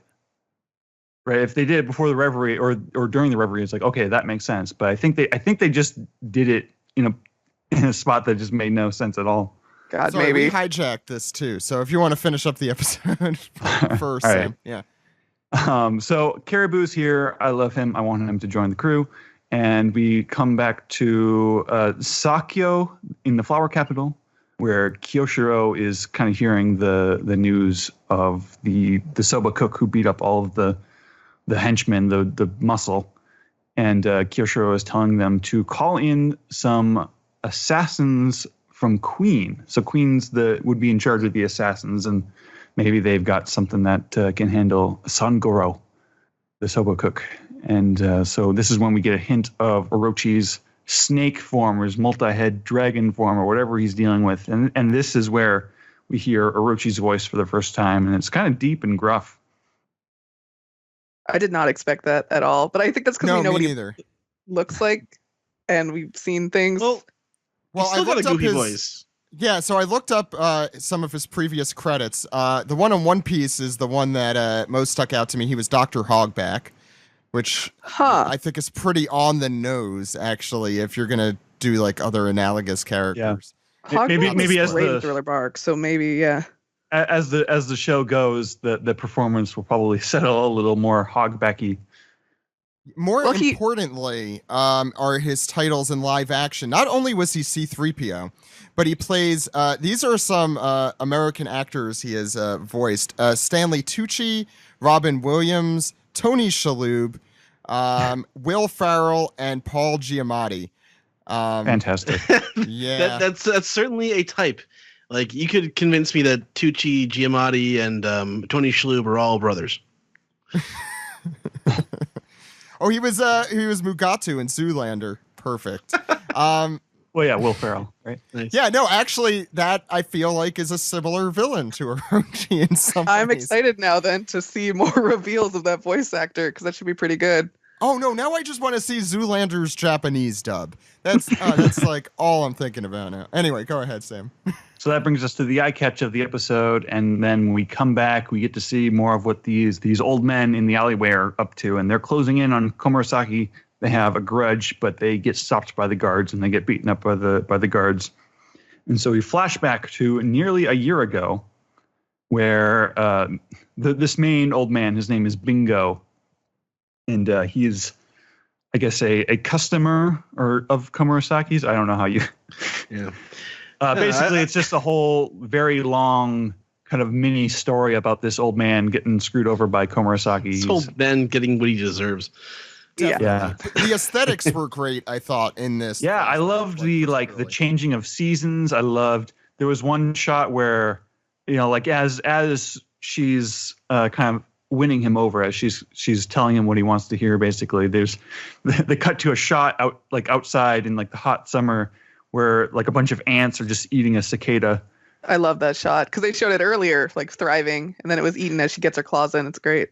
Yeah, if I remember correctly, I feel like the manga was not as like upfront about like, oh man, this old man is just a total dirtbag. Like it's in there. You can make that conclusion, but it's not. I think the anime did a much better job because I remember we had an argument about it on the show. I think like this guy got what he deserved. Like it's not as clear. I don't think the manga. But I think it's supposed to be like a 1-2 punch. Like you're kind of swept away in kind of the immediacy of like, oh, this old man who's just in love with this girl who's way out of his league, and then he gets screwed over because you're supposed to think for a moment that Komurasaki might be a little evil or something, and then it's like, oh wait, no, she's swindling them. She's the Robin Hood of sex. Well, I think can we use that as a title? I don't know. Please. Even if they're bad guys, I think it still comes in this episode, and in this manga chapter, I still think it comes across as like, man, she really did him dirty though, right? Like, and it's not even just the guys that she screwed over. She knew that like the families were being all ruined and everything. That's the thing that changes it, right? One Piece. Because they show Bingo like extorting all these like people, poor, like I can't remember what his business was, but basically him moneylender. Well, but that's what I was gonna say. If you just watch this episode, I think you're supposed to be like on the fence. Man, is she also a villain? Like she also, because we don't know where her story is going at this point. If you're just an anime watcher, right? So it's like to be fair, we still don't. I don't trust her. Yeah. Well, she could try to swindle the one of the Straw Hats in the future potentially. Like that's where her character could go. And I won't. Okay, no spoilers, but I think as it progresses, she's probably gonna have like more and more motivation. Even in the manga, we haven't totally seen exactly how she's gotten to this point in her life. But I think there'll be more than enough motivation to, not be nice to the people of that town necessarily. Right? Yeah, you're right. Because you do have a moment to wonder, like, oh, she's like almost like encouraging this old man to extort poor people so that she can exploit him in return. Like, it's kind of like a system that she's benefiting from that is hurting people who are not her, basically. That's a good point too. Yeah. So yeah, you get like the seasons changing. Bingo's wife leaves him, and he's just like, "Oh, that's fine. I don't care. I've got a hotter lady now." And then he goes to the pleasure hall to formally buy her from the house. Yeah, sells his house, and then it turns out that nope, everyone's laughing at him. Komurasaki, she spent all the money he gave her, and it was all just a big scam. She was just benefiting off of him, and we get a scene where Bingo's crying, and Kiyoshiro's there just glaring at him very judgmentally, and then Bingo gets beat up, and then we come back to the present, and then we finally get our full view of Komurasaki. She's a pretty lady, teal hair. I mean, we could tell that she had teal hair, which we also know because of the hair. We also know she must be the shamisen player or related to the shamisen player. She also has her voice actress is also a singer. So I'm trying to see. Wait, is she like a singer actress, or is she mostly I think she's a singer actress? She's a voice actress, singer, and narrator. Okay. Nana Mizuki. I'm seeing what she's in right now. That sounds familiar. She was Wrath in FMA. I'm seeing in Yakitate Japan. She was Sophie. I don't know who that is. I don't know, Ed, if you remember. Don't remember that character, Joe. In Naruto, she was Hinata. Naruto's wife, right? She was Lanfan in FMA mom. Brotherhood. Right, Boruto's mom. You saw Dororo, right? Not Dororo, but Dororo. I've seen both actually, but yes, I watched Dororo more recently. Okay. And Black Clover Vanessa. Anyway, keep going. Okay. Yeah, so then her kind of final moment is kind of talking back to these poor old men, and because they're like begging her, like, give us our money back, you stole it from us, and she's being very coy. She's like, oh, asking for your gift back, how pathetic. And she has her final line, her big stinger is holding her fan up to her face. Just she knows that she's won this one, and she's like, I hate poor people. And then it's bam, to be continued. What an interesting character. What's her position in the story going to be? Capitalism? Is that what her position's going to be? I guess. Yeah. This episode looked beautiful. I thought. Like, it looked really good. I think. Before coming on, I checked who the animation director was. So Masahiro Kitazaki. And it looks like they have they've done key animation for a ton of things. They only, as far as I can find online, have done animation direction, this position for One Piece one other time. And that was the episode where the 4 captains of the Revolutionary Army were introduced. So and that's pretty good. Person that made that episode. All right. General thoughts on these episodes, you guys? On these episodes, these two.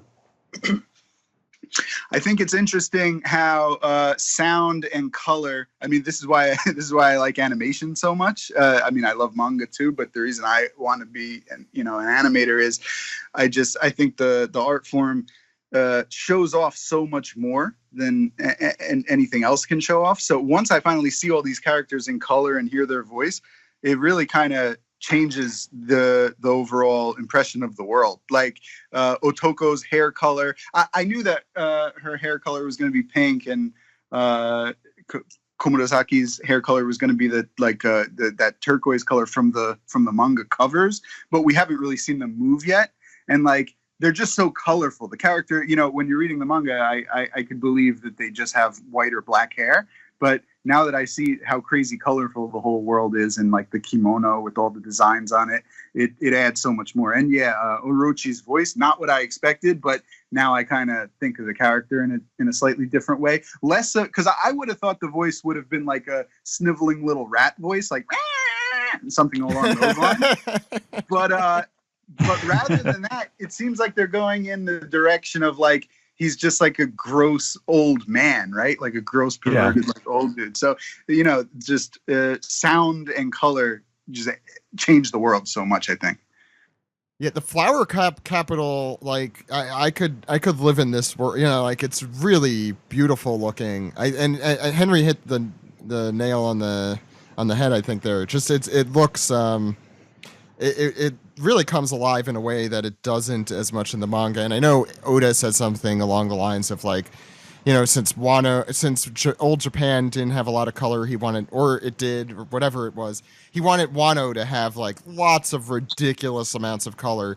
And I like seeing like the traditional Japanese elements, like even like the pagodas and stuff, in crazy ass colors. I think it makes it a little bit otherworldly in a cool way, and also Japanese, which we all like. Yep. Jill, Ed? I liked the pacing pretty much of both these episodes a lot. At the first time I watched it, I thought Otoko's went on for too long, but I don't know. Her voice actor's so good. I thought it was like her laughter was contagious, basically. Like even watching it, I was like, I'm okay watching this little girl laugh a lot because she's just so adorable. And then the second episode, the newest one, loved it. I love the pacing, all the different, just the way that the music flowed in, and the different scenes, like we were talking about, how with the flashback with Bingo, the weather changing, the cicada, the slow reveal of Kurosaki. I thought it was done very well. Mm-hmm. Yeah, I mean, I sort of got my opinions out at the beginning, but they took a really deliberate pace with this, and with the way they introduced Komurasaki, I think they sort of paid off on that. It was a really powerful thing. I don't know. I feel like the bit with the old man went on for too long because I just sort of felt he was despicable. I didn't have much sympathy for him. It's just like, just get to the end, please. I do not care about no, Bingo. I don't. The old man sucked, but you gotta like watch him suffer for a while. That was pretty good. Yeah, come on, Ed. Like, at least let's have a little schadenfreude here. I guess. But and I thought that the crew scene at the beginning of the first episode that we watched was good banter for the crew. They're just like I like them hanging out. I like their discussion. Yeah, we never get to see that anymore. So that's like I feel like, especially in the post time skip world.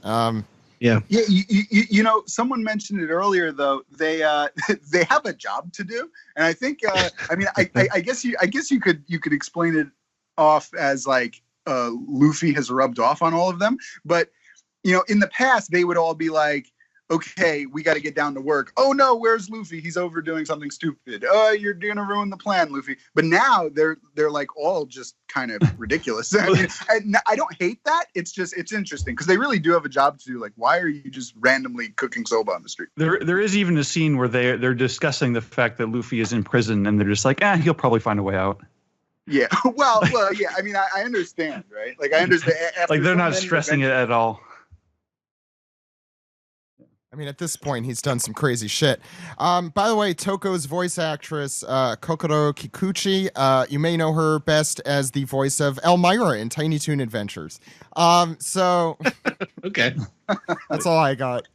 Yes. I like the fight in the first of these two episodes with Kiyoshiro's henchmen. Like, it's just such a one-off. Like, you don't really think about it that much in the manga. But it was one of those scenes that really lets you like, oh yeah, like just the crew being the crew, and like I love those kind of Dragon Ball Z moments where like they're just kind of like out in public, and like the regular people of the world have no idea how strong the main characters are, and they get to be surprised. That's always fun. Mm-hmm. And then in the second episode, I think I agree with Ed that the Bingo flashback thing, it felt a little long, it felt a little slow, but it is also one of those kind of scenes where it really sells the kind of the tone and like the texture that Wano in general is going for, of this kind of old classic Japanese movie kind of a thing. And One Piece, especially not in the anime, you don't get those kind of naturalistic stories that much, where it's just sort of soaking in the mood and the atmosphere. So I thought it worked that far. I think both these episodes are pretty good. I think that should do it. Yeah. I would just add one more thing, and that flashback was also very long and slow in the manga. Yeah, it was like most of a chapter. Yeah, it was like 90% of a chapter, I think. So there you go. Thanks, Sam, for doing the anime with us. Why don't we do a little bit of trivia with David? All right, sounds good. All right.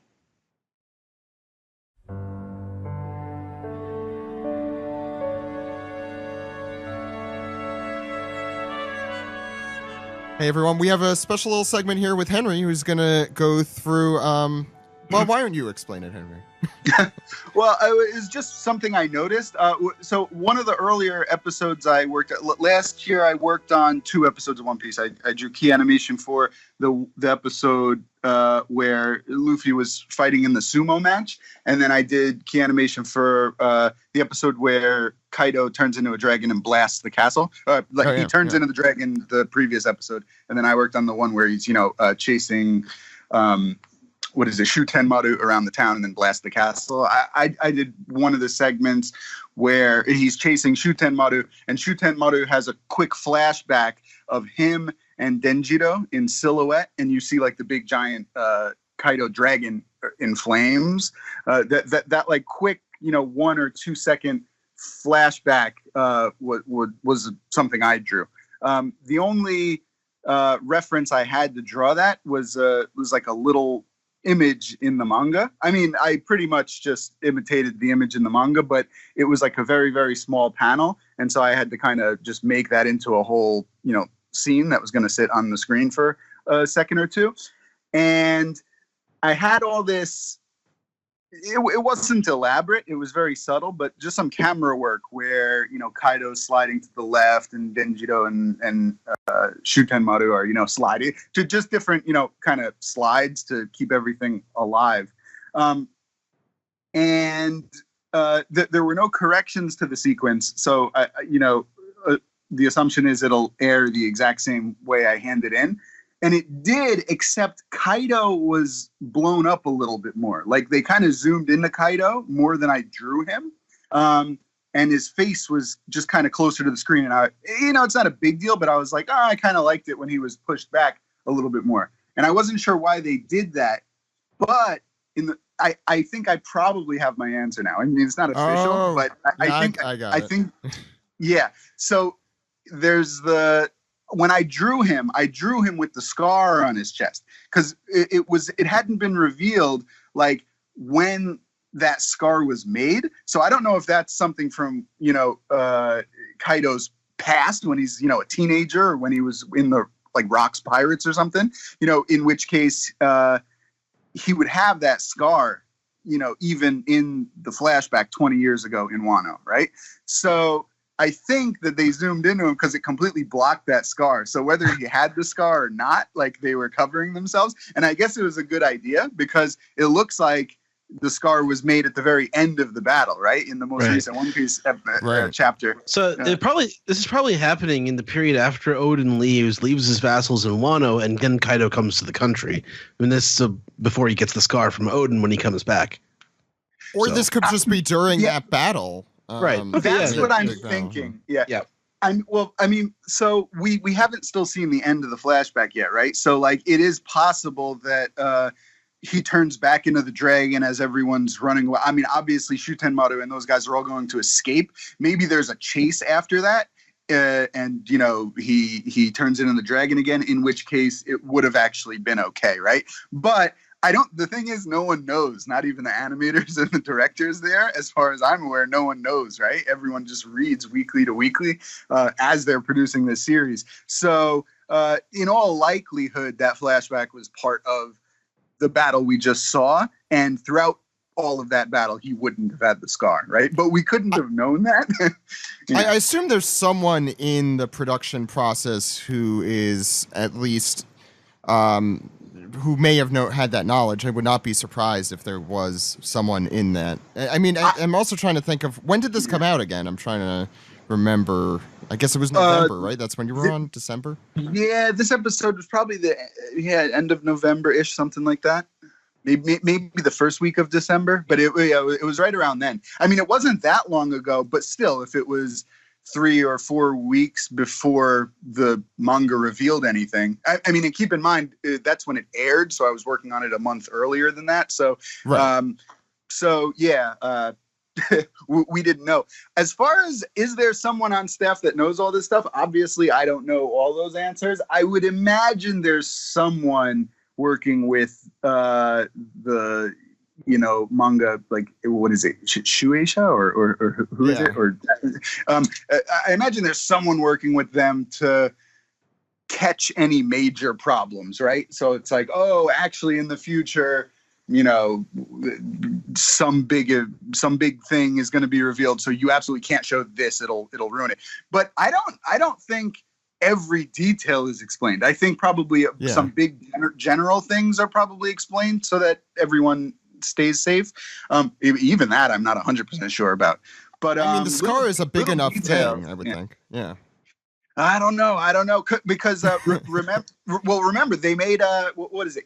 King's wings in the opening were white for the first 4 episodes of Wano, right? And then all of a sudden they changed to black. I mean, I can only imagine that's like Oda sensei watching it and going, hey, that's not the colors. And then everyone just being like, well, did you tell anyone the colors, Oda sensei? Well, no. Right? Like, well, I don't even think I noticed Kaido's scar until I was watching the anime episodes with Kaido. Like the ones like you did at the end of the year. Because I'm like, oh, why does he have the same exact scar Luffy has? Is that a mistake or something? Noticing it in the intro and everything. Yeah, it's kind of it's interesting. I mean, I guess it makes sense given what we know now, but it's a sometimes you just need to see it in full color blown up on a screen in order to notice stuff like that, I guess. Yeah, I agree. Yeah. Any other comments? So your last episode was 913, right? Yeah. I mean, so just to be clear for anyone out there, because I see a few people post on Twitter like Henry Thurlow is a One Piece animator. I mean, that's not 100% incorrect because we've done work for One Piece, but I don't work for Toei. I work for our studio, their Stadio. So it depends on, whatever we're working on. The studios in Japan all really just help each other out, though. So everyone's informing everyone about, who's behind schedule, who needs help, things like that. I actually did get contacted about One Piece like maybe a month ago. They were talking about, I mean, I guess it's okay. I guess it's okay to say this because it's like it's not spoilers or anything. I could have taken some sequences during like the upcoming, what is it? Like when Orochi like transforms into the dragon kind of scene. That's next week, I think. Is it really already that soon? So yeah, that'll happen this week too. Yeah. Interesting. So like a month and a half ago, maybe I was contacted about like working a little bit on that episode, but we're in the middle of working on a bunch of projects. So I had to say, sorry. And then, I'll work on something in the future though, but we will be back. We have a good relationship with Toei and we all like working with each other. So as a fan, I'm personally looking forward to going back to One Piece sometime this year. That's awesome. For sure. Yeah. Well, maybe I should ask this.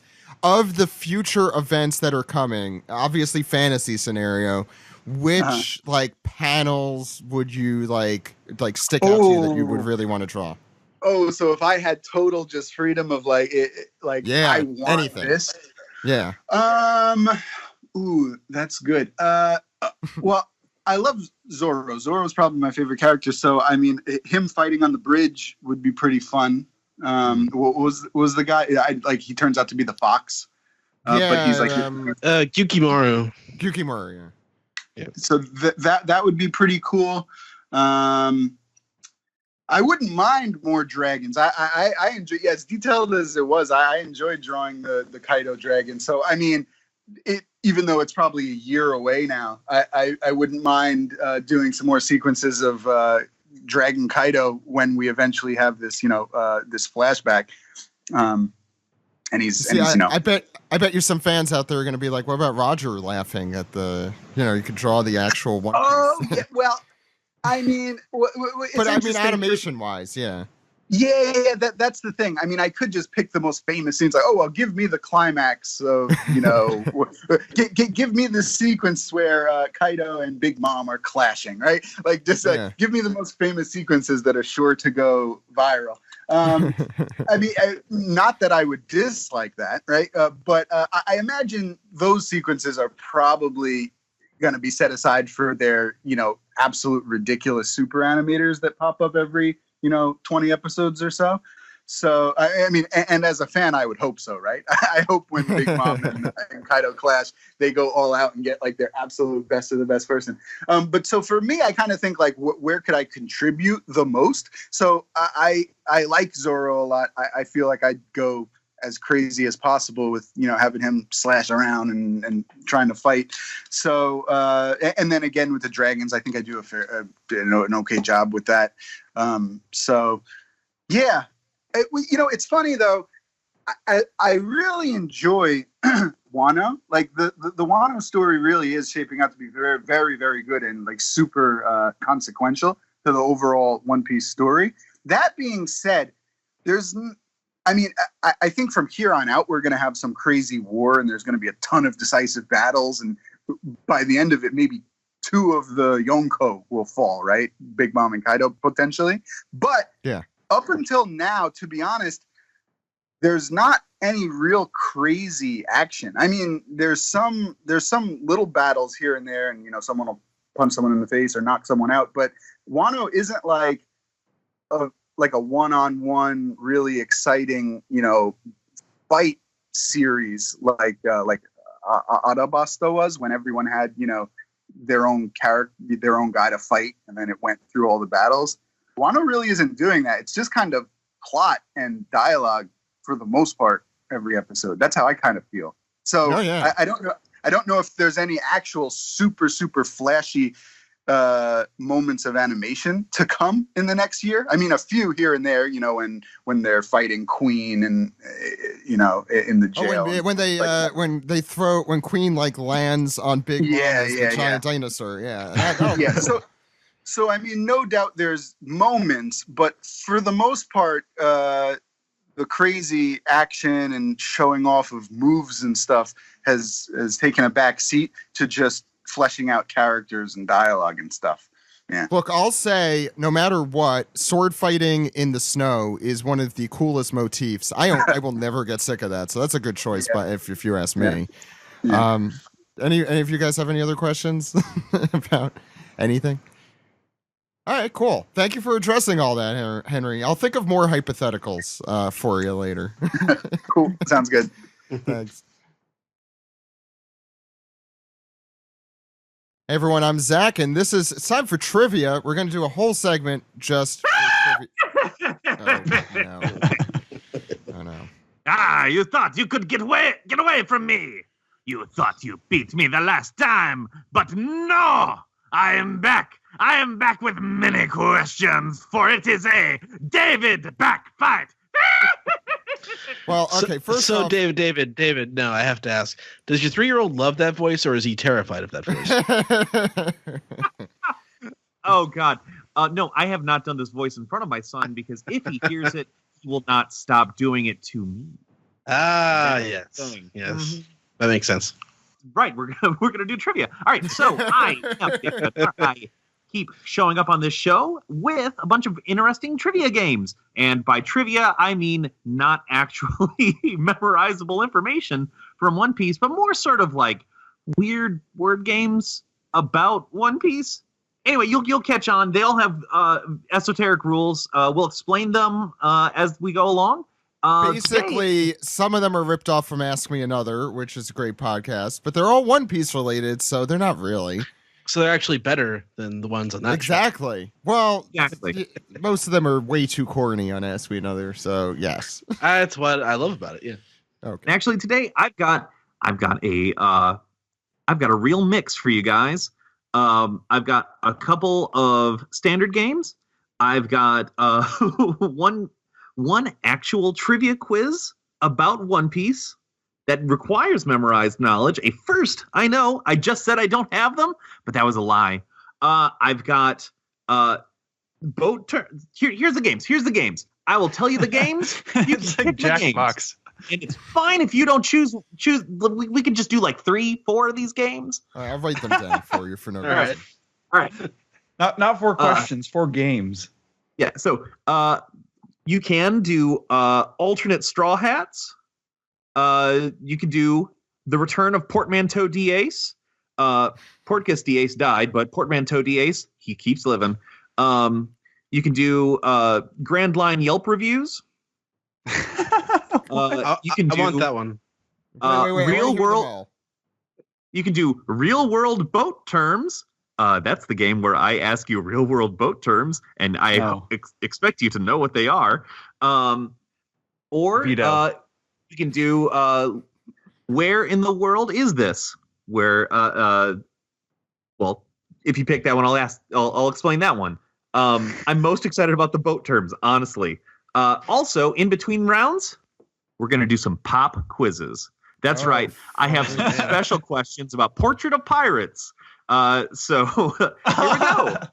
So this is a Jackbox. I mean, Sam is exactly correct. It's like you choose the game, and we'll all go against each other. I also should have introduced replacing Jill and Henry for this segment. We have Alex, our co-host, with us. How's it going over there, Alex? It's going well. So David, to be here. take it away. Yeah.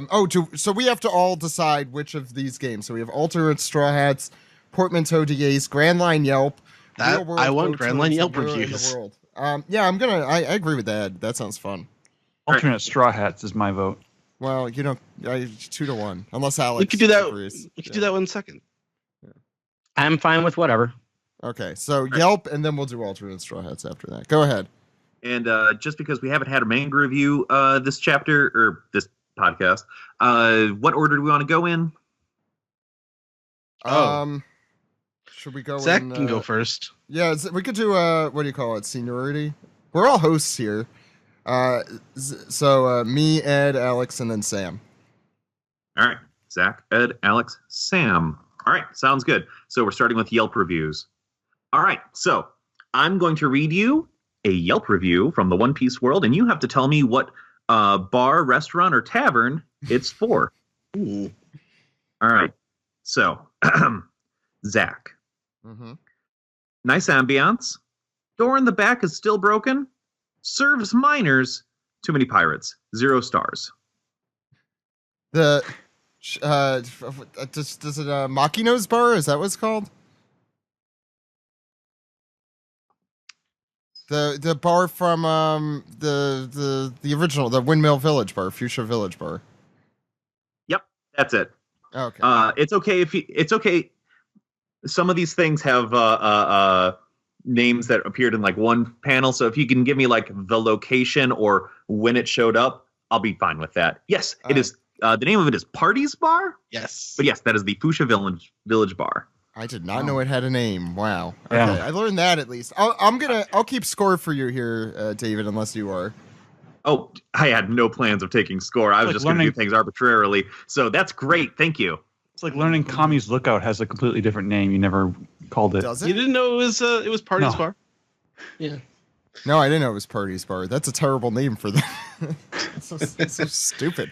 Okay, go ahead. Yeah, it's Ed's. So. All right, Ed. Okay. This one has 2 reviews. The first is, the cherry pie is great. The booze is terrible. 0 stars. And the second is, the cherry pie is terrible. The booze is great. 5 stars. This is the bar in Mocktown on Jaya. Yes. Do you know, for a bonus point, the name of that bar? Pirates Bar? No. Hmm. It is Pub and Pies. Okay. Wait, that's Wait. the. Oh my god. Does it say that in the manga, or is that like a data book? It is Probably a data probably book. a data book thing. Yeah. I think it just appears in the background. That's possible too. Yeah. All right. It just seems so on the nose. Well, it's All One right. Piece. Alex. Yes. All right. Tasty Cola, tastier gossip. 4 stars. Oh, this is Blue Nose Bar on Water 7 There you go. Bluno from the bar. from the bar.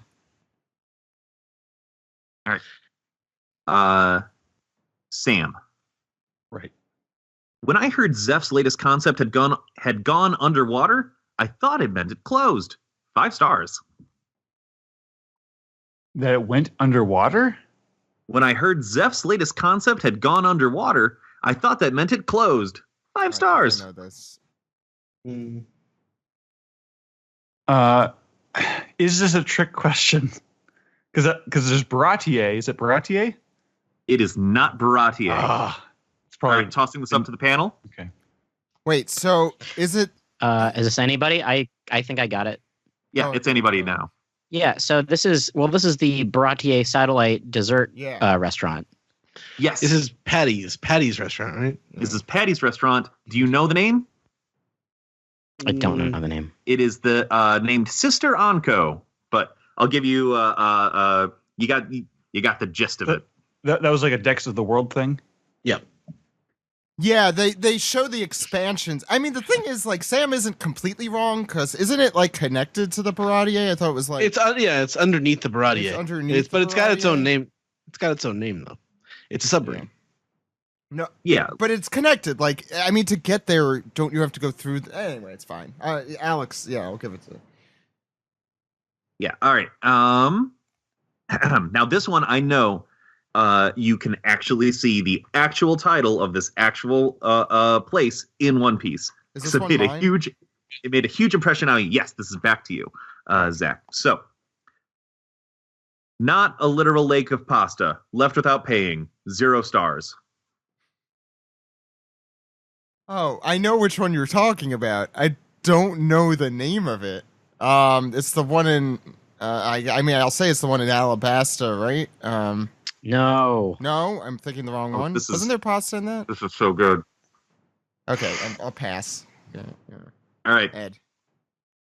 Oh, jump all rules. So anybody who knows it, It's Ace's cover story, Pasta Lake. It is. It's Yep. right. Yeah. Pasta Lake. It's there in the title. Yeah. Okay. it's 3 points for Alex. I was Yeah. right that Ace ate there, but I was You thinking were. of the wrong Ace bar. So there you go. I know the name of the other one. I know the name of the one in Alabasta that you're thinking of, but that wasn't it. I'm sure it'll We'll see if come you up. do. So yeah. and- Unless there's a separate unless there's a separate restaurant called Ace's Life. He left without paying. Uh, Are there more? yeah. Any more Yelp reviews you got? Oh yeah. Oh, I've got plenty. Okay. By the way, Alex Uh, is kicking some ass right now. Ed, it's Ed's turn though. I think. All right, here you go, Ed. A great place to meet old friends. Really good food. Nice to get away from the heat. They even have takeout when you got to get going in a flash. 3 stars. It's the Spice Bean in Alabasta. That it is. Oh, is that the one where all the numbers or whatever they were called, the Baroque works? Where Smokey? Well, it's where Smoker gets run over and Ace almost dies. I'm thinking the other Well, one. Which I They can't think he's remember. gonna die because he ate like a strawberry spider. Right, that's the Well, one look at- I was thinking of, but I didn't know Yeah, the name. it's the Spice Bean though. I love the name of it. That's a great name. I would name my part with that. Yeah. Alex. Oh, That's my name. Oh, sorry. Yeah, Alex, that's you. You confused me Yeah. with your non sequitur. All right, Alex. Yes. I love food truck, or is it food ship, culture. Ethnic fishman cuisine Ed's best. The owner has a real passion for takoyaki. 4 stars. Well, this is the Tago 8, aka Hachi's Hachi Papugs and Kami's Takoyaki stand. There you go. Yeah. The takoyaki 8. A little cannibalistic. It's still weird that the octopus fishman is cooking octopus, but you know. Sam? Look, Yes. the prices are insane, but honestly, they're still better than LA, and the bartender is really hot. 4 stars. Say that again. Look, the prices are insane, but honestly, they're still better than LA, and the bartender is really hot. 4 stars. Better than L.A.? Better than Los Angeles. The bartender's really hot. This might be me editorializing a little bit. Really? From the bar. No. I'm joking. It's a joke. Sam? Yeah, I don't know. Because, I mean, where my mind's going, if it's expensive and the bartender's hot, I don't think Nami bartended at any point. Mm. She was at a bar, but she... Is it? I was thinking Shaki's ripoff. Oh! There you go. Yeah. Damn it. Point for Zach. Shacky's ripoff bar. Me too. When you're on the air, over the airways, it's hard to, yeah. All right. I guess back to Zach, too. Let's see now. Paul is cute, but the regulars are weirdos. Doesn't even have Octopar on the menu. 1 star. Isn't it was it called like the Spidey's Cafe or something? The one in the Yeah, desert, right? close. Yeah. I'll give it to you. Spider's Cafe. Spider's Cafe. Spidey's The Spidey's Cafe. Listen up, true believers. The Daily Bugle opens up a restaurant section. Is give me pictures of Spidey's Cafe. Who is this weird guy? Yeah, go ahead. All right. How about like 1 or 2 more, and then we can roll on. Okay. All right. Ed. Yep. Now that Enel's gone, there's been a bunch of great local restaurants cropping up. This place is the best. Conus's pumpkin noodles are so delicious. 4 stars. Well, it's Upper Yard, Skypea, because that's the only place where there's land left up there. All right, I'll give it to you. This was a cover story, right? This was a cover story, yeah. Oh, okay. I don't remember the name of it. I don't remember opened this. It up. Yeah. She opened it up with what's her face? Gonfall and Loki. No, Conus and Isa. No, it wasn't. Isa's the Loki. kid, right? Yeah. Loki's the Sam's one, right. Yeah. Loki. Okay. Yeah, it's Pumpkin Cafe. Ah. I did not remember that. Weird name for Yeah, some Pumpkin Cafe doesn't stay in the mind. Pasta Lake, that stays with me until I die.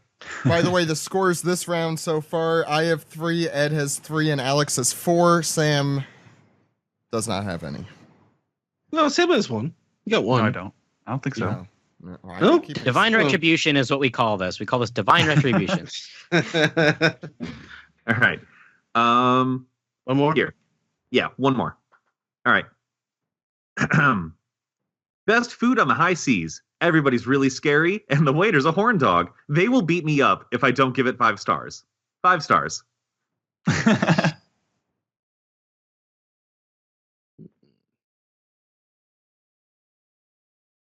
Who's this for? This would be for Alex. Oh, it's Baratier. Yep, that's Baratier. Yeah, Mm.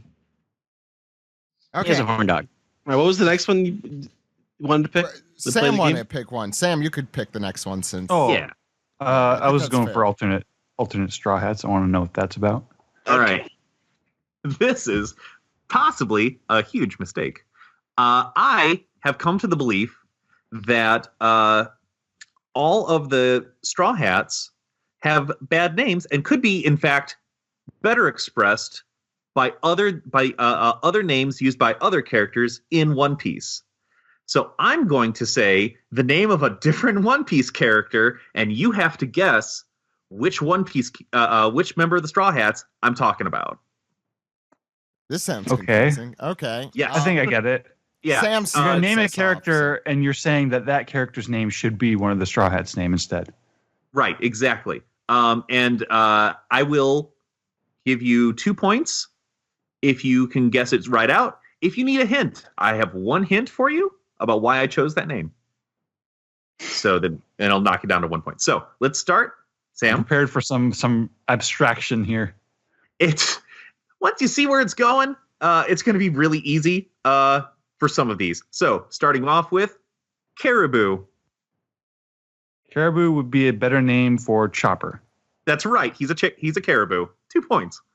And technically he's a reindeer. Wait. So what do you get 2 points for again? Sorry, I missed that. Because I didn't no. give a hint. Right. Oh, if you need a hint. Okay, got it. All right, It's your turn, Zach. Yeah. Zach. Daz Bones. Brooke. That's right. He's Bones. I mean, not to rain on your parade, David, but it's technically pronounced Das Bonas. Is it? I didn't know Yeah. that. Yeah. Okay, cool. Well, you're gonna jump down my throat for this one. Uh oh. Max Drake. Ed, yeah.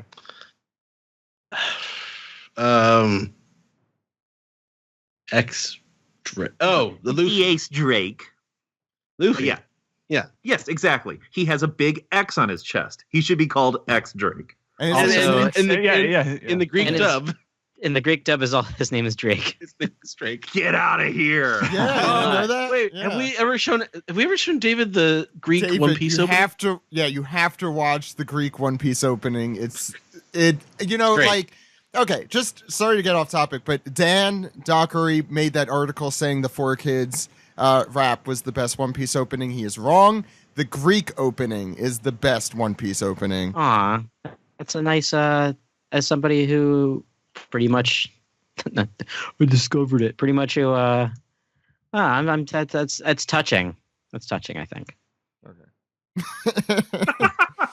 Okay. I'll put it. Alex. I'll put it. Yeah.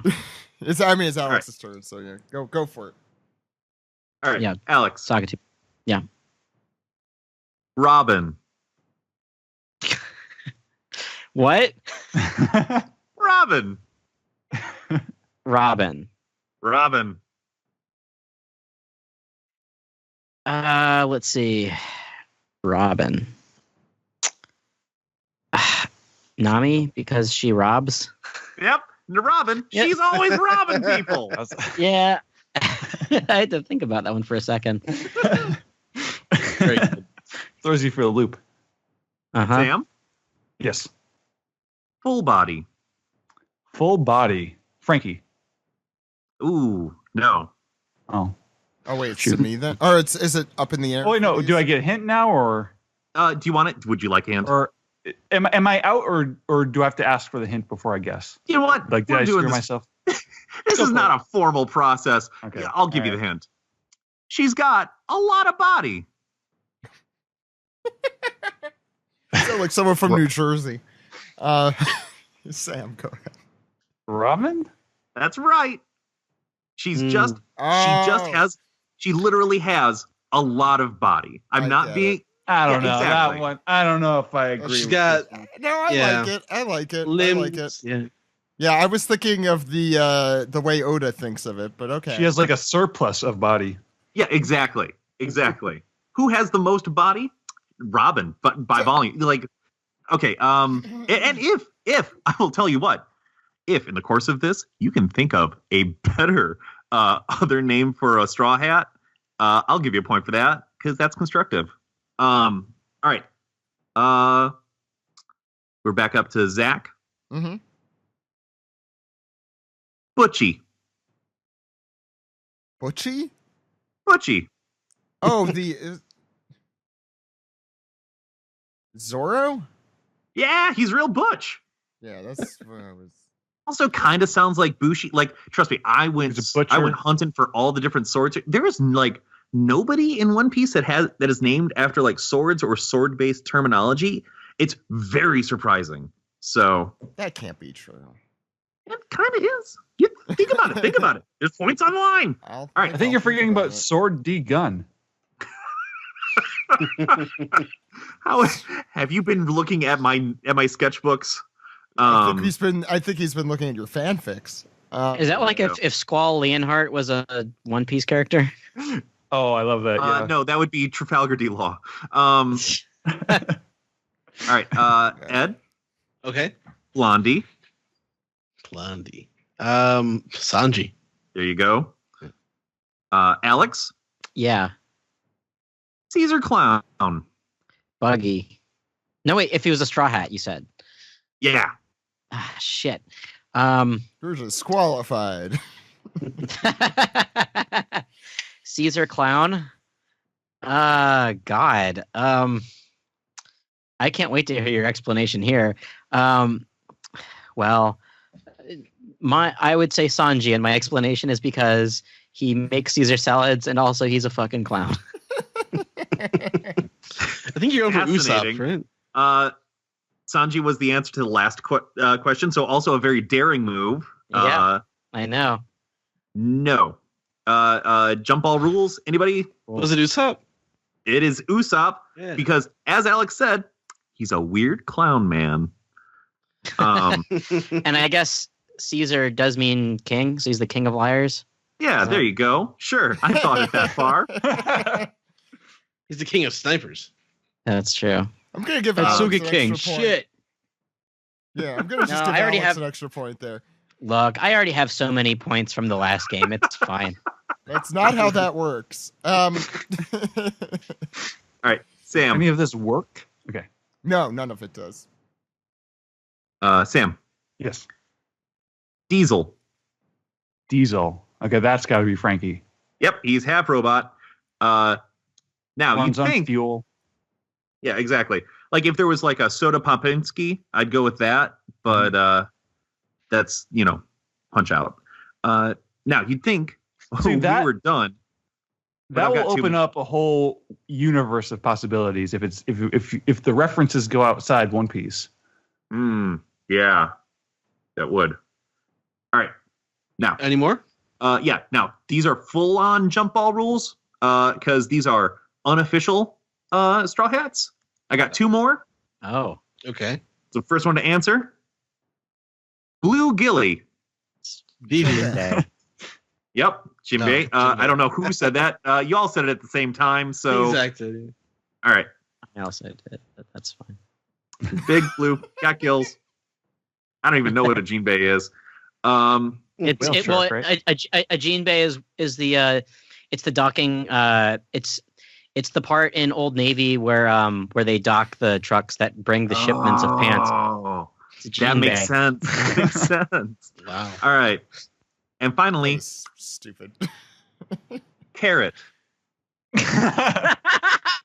Vivi, right? No, Carrot. Carew. no. No. Eyelash. Carrot. Nami? Yeah, carrot. It's Carrot a is great another name name for for a carrot? rabbit girl. She's a rabbit. Her name is Carrot. Who said that? Finally, he nailed it out of the park with that last one. Sam? Oh boy. I Is said that it, yeah. Sam? Of course it did. Carrot. Okay. Sam's always saying carrot. It's just So my the answer final to score- everything. The final score there, remember that round had a lot more points, Alex, is what I was trying to say, because you got 2 points for every time you got it right without a hint. So the final score is I had 6, Ed had 4, Alex had 3, and Sam had 7 that round. So Sam wins that round. So You want to do one more? Pop quiz. pop quiz time. Yeah, Okay. time for a pop quiz. We're gonna do 2 questions because we forgot to do one last round. How Pop many quiz. points do you get if you get this pop quiz? Or how many points am I giving? Jeez. What are the scores right now? Total 6, 7, 8, 9 to 7 to 8 to 7. It's pretty close. All right. I have a 12-sided dice in front of me. I'll just roll that, and you get how many many points that Seems rolls. fair. Okay. There we go. These are hard and fast rules. All right. All right. Pop quiz number 1. In the Portraits of Pirates Neo EX line, Okay. how many different color variants are there of one single chopper figure? Oh God. Like 8. 18. 15. All right. X says 15. Ed says 8. Alex said 18, Mine is- I think, right? I said 18, yeah. Alex said 18. I'm going to say 6. That's Sam says 6. You are all wrong. 24. There are 24 color variants of the same darn Chopper figure. Yeah, I knew there were a lot. Should we give that to Alex, or you're just only accepting exactly correct answers? Only exact correct. I got This is a okay. hard question. Pop That's quiz. the next one. Yeah. Pop quiz. Go All right. ahead. All right. We're gonna do this. All right. In the. All right.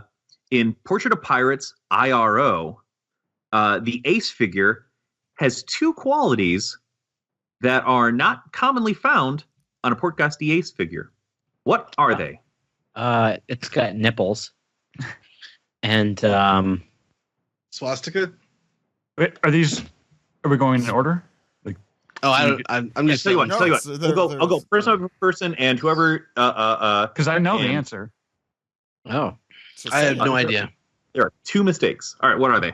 It's his shoe print thing at the bottom of his shoe, right? No.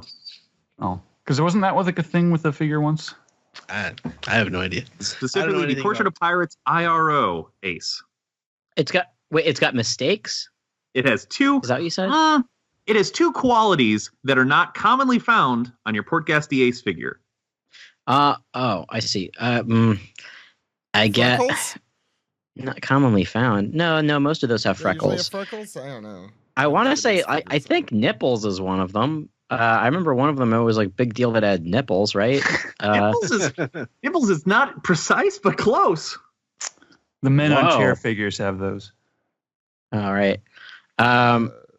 Anatomically Close to nipples. correct? Does it have like a bulge, like a dick bulge, like for a penis? Opposite of that. I'm locking you all off. What the IRO Ace has that Ace commonly does not. Two qualities. One, extremely large breasts, because the IRO line are gender swapped versions. The second is a smile. Wow. Wow. Although I think that first Ace POP think has you a do- smile. Yeah, and you know what? Point for nipples. You get a point for nipples. You got pointy nipples. You heard him. Point for nipples. Episode title: Point for nipples. I didn't know so there right was now- there was an right now we're- IRO line. That's interesting. Right now we're I two remember episodes- I remember the gender swapped characters. I don't know enough about figure lines. I don't know what they're called. Ed, Wow. our two episode titles so far are Point for Nipples and The Robin Hood of Sex. So that's what we have to choose from. Oh boy.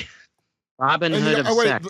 And the last one was Super Sensation Sanji's Special Soba. So they're all sexual. That's what I'm trying to say here. What was the thing that made the podcast horny during the piece together? It was like a question segment that just went off the rails. Sounds like every week. I don't know. That's true. What's the next question? Are we still in the pop quiz zone here? No, we're out of the pop quiz. We're out of the pop Okay, quiz. Thank God. All Thank right. God.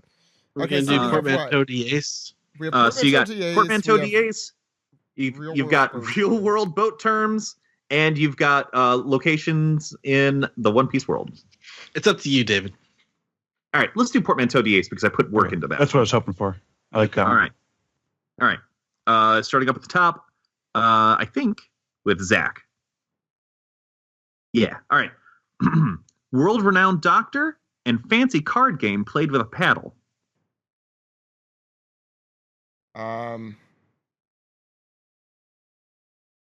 Oh, Wait, world-renowned doctor and fancy card game played with a paddle? Is that what you said? He's a world-renowned doctor and also a fancy card game played with a paddle. I don't know. this is the portmanteau game. This is Yeah. the portmanteau game. Oh, I should probably go over the rules. The answer will always. I'm going to give you a question that is answered by taking the name of a One Piece character and a real-world term, concept, noun, whatever, and smushing them together. So the answer will always have the One Piece character first. Okay. So, world-renowned doctor, and I'll give you guys a hint since this is the first one, and it's been a while. This character came up in the anime discussion. Oh, world-renowned doctor and fancy card game. I got played it. with a paddle. I got it. Is it? Are they doing it in order or what? I Zach, threw it out, but yeah. Okay. So you can. It's Dr. Hogbakara. that's it. I was Wow. like, yeah, the card game is Baccarat, but I couldn't think of anything that was. I'm like, world-renowned doctor Fishbonin. I still don't think of. I still don't think, even though we mentioned him this week, I still don't think of Hogback as a world-renowned doctor. I know Chopper does, but that would have never entered my brain. All right. Ed, Okay. he used to be St. Rosward's slave, but now you can eat his shorts. John Bart Simpson. There you go. That's a good one. Yes, eat all of his shirts. All right. Alex, Yeah. former member of the Sun Pirates and Destiny's Child. It's Jin Beyonce. There you go. Alright, Jin okay. Beyonce. I'm glad I Yeah. got that one. Yeah, I was thinking. Nice. Love that bay. All right. All right. Me now? Or- Yeah, Sam. Okay. What's cooler, a leg made out of ice or being a Nintendo 64 racing game by Midway? Nintendo 64 racing game. Nintendo. Wait. Oh. Oh God. I know this. What's cooler, a leg made out of ice or being a Nintendo 64 racing game by Midway? Oh my god. I don't know Shoot. the racing. 'Cause- game. Yeah. Midway. Just came to me. Some words are coming to my mind, but they're not fitting together. Shoot. That's All right, I'm going to start the clock. yeah. I'm sorry. 5. I don't think I 4. have it. All right, Mm. jump off. I'm gonna hate myself when I hear it. Jump. Oh, it's Kuzin USA. Ah, is that it? That's it. Kuzan USA. Yeah. Love that game. Pretty good. That's Okay. good. He's kicking, That's Ed's kicking bowling. ass. Bowling alley arcade game. Love it. All No, right. I love that. I used to play that all the time. I love driving games too. Ugh, I'm so pissed at myself. One of those I didn't arcade think of games that would like shout slogans at you when you were racing.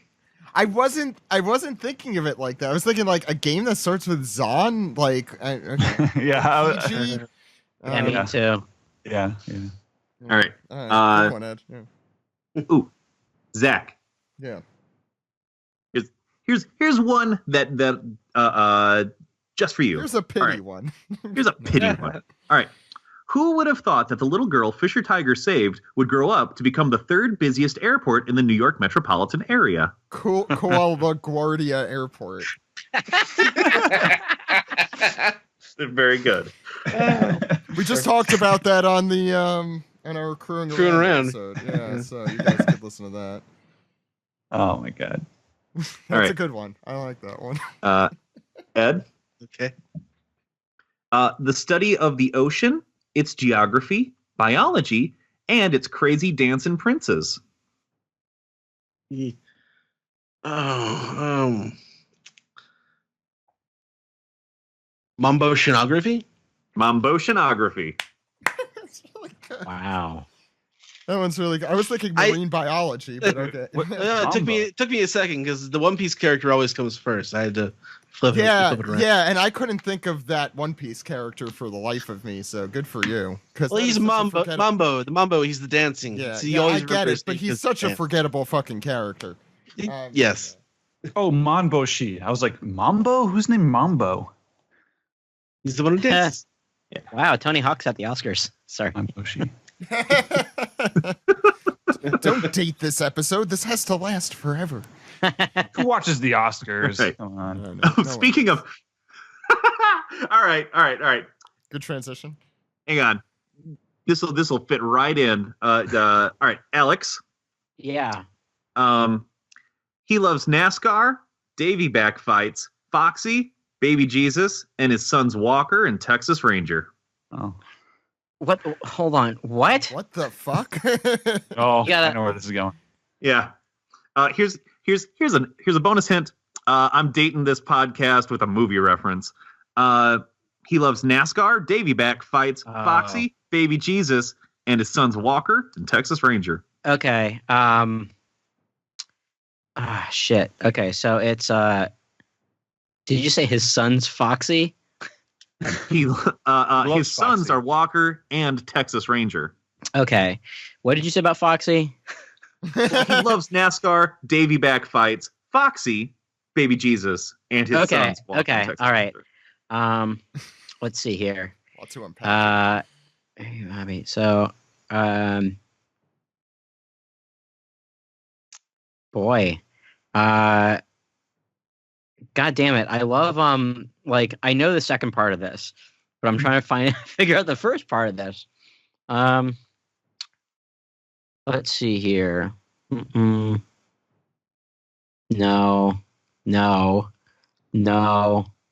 Oh, no. Are you on the Wikipedia right now? No, Are you clicking next?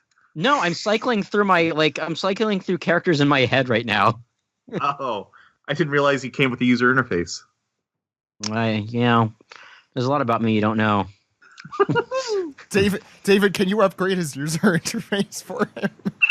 Okay, I want you to, David, if you can, please, just one more time. All right. He loves NASCAR, Davy back fights, Foxy, Baby Jesus, and his sons Walker and Texas Ranger. Okay. God damn it. Yeah. I think you should probably throw it out there. All right. I mean, I don't know it, but you could throw it out. All right. Jump ball. I don't. It's something Ricky Bobby. Right. But it's like which. It is Mountain Ricky Bobby. What? Mountain What's Ricky. the name of that character? Yeah. Who? Mountain Ricky. Who? Mountain Ricky. Who is Mountain Ricky? Is that the giant? Mountain Ricky. Big Pan is a giant. Yeah. Big Pan, right? If Mountain this Ricky isn't, he fought George Mock before the third round of the Davy back fight. What? He's got like I think that's In a the filler. anime. Sure, I think that's a filler. he's not anime only. Is this a data book name? Mountain Ricky's name is called out by the audience as he fights George Mock in chapter 13 Who is 313. George Mock? George Mock. Wait, I chapter think 313? Chapter I'm 313. gonna check on my Shonen Jump app. Yeah. Me Give too. me a- This is Let's all open up our Mandela Shonen effect. Jump It is. apps and check. Yeah, and you could also open up your Shonen Jump app at viz.com/One Piece Podcast. It's like a video game. Real. If somebody had gotten this, it would probably be the most impressed that I ever would have been in trivia. Like I try to keep these characters like nuts. Like if I see that because like I have a terrible memory, I have to do a lot of research for these, and if I see like this character's only named in the data book, like I'm like, no, nobody's gonna remember that. You have an answer for a sec? I'm looking right now. Is this one of the guys that were like, oh, which guy are they going to pick? He fights another person in. Okay, so Or it's like a pre-show for the. it's a for the pre-show. boxing fight? You're fighting the pre-show before the third round. Yeah, here it is. Okay. Here it is. So it's George Okay. Mock, and do they have the name though, Ricky? Like this is a very minor thing. Yeah, so they have a combat like. Oh yeah, here, Mounted Ricky. Hit him with your pistol, Mounted Ricky. Wow. It's one Jesus fucking Christ. panel. Yeah. So for those Wow. wondering, Okay. Wow. page Oh my 16 on chapter 313, it's on the same page as the two like projected wanted poster Oh my god! panel. Did I forgot stump to see the OPP? I'm entered in to win to win the art book. Hot damn! I'll send you the art book. Okay. You want to ask the I next think question? David cheated. I think he was playing dirty. All right. Where are we, Sam? I think it's the Sam. Okay, if it's All right. me, that's fine. Sam. Maybe he wouldn't have been executed for his lies if he could have created some artful topiary. Artful topiary. See, that's where I'm weak. Hmm. Oh, okay. Yeah, because I don't even know if I know what topiary is. So it's Nolan something, but If you had to I'd guess know what topiary was, what would you guess? I don't know, just like those little cement steps you put out in the garden. So specific. And so if you were going to say work on the appearance of a garden, what would you call that? I know it now. Sam, you could do this. No land development. Oh, it's so close. Ed, do you One want more to? time. I think it hit. One I think it more hit time, Ed ma'am. first. No. Making it prettier. Ed, do you want to just? I can go. Yeah. If, And you can go. all right. Mont Blanc, no landscaping. There you go. Oh, okay. Yeah. But like a That's- half point to Sam. A half point. A half point. He tried. He put in the work. All right, I'll give him a half point, but only because you said so. Yeah, because we're learning here, and that's what's important. What? To be fair, I Do didn't we know- get points for learning? I didn't know. learning all I didn't know what sorts of stuff. topiary meant, but I got it when you said that hint. But I didn't. Yeah, that was such a specific guess as to what topiary meant. Topiary It's those little is stones you put outside. Like, okay. topiary is actually you know when like a bush is like trimmed to look like an animal or something. Oh. Boy, do I. It's topiary. Wow. Y'all just learned something. All right. Every day when I look in the mirror. It's a little bonsai tree. Oh, ew. Okay. Zach. Yeah. Zach. Istanbul used to be named after this hard-shelled lion. Why'd they change it? After the oh. Wow. P. Good one. Constantinople? By Constantinople. I almost said I like that. Pedro, and I'm like, that doesn't work with Constantinople. He's not a lion, nor does he have a shell. Wait, but why did they change it? No, okay. That's nobody's business but the Turks. I got it. Um, Okay. Ed? Okay. Doctor. You want to laugh? It's easy. The funniest clown in the world is in town. Go see him. Starfish. But doctor, I am. Papagliacci. There you go. Yeah. Vendetta. Wow. Do you have more in this category? Oh, yeah, I do. All right, Alex. Okay, Alex. hit me. But by the way, the current score for this round, I have 2, Alex has 1, Sam has 1/2, and Ed has 6. Yeah, Ed's killing Please it. All continue. right. Please continue. All right. I did very poorly before. Alex.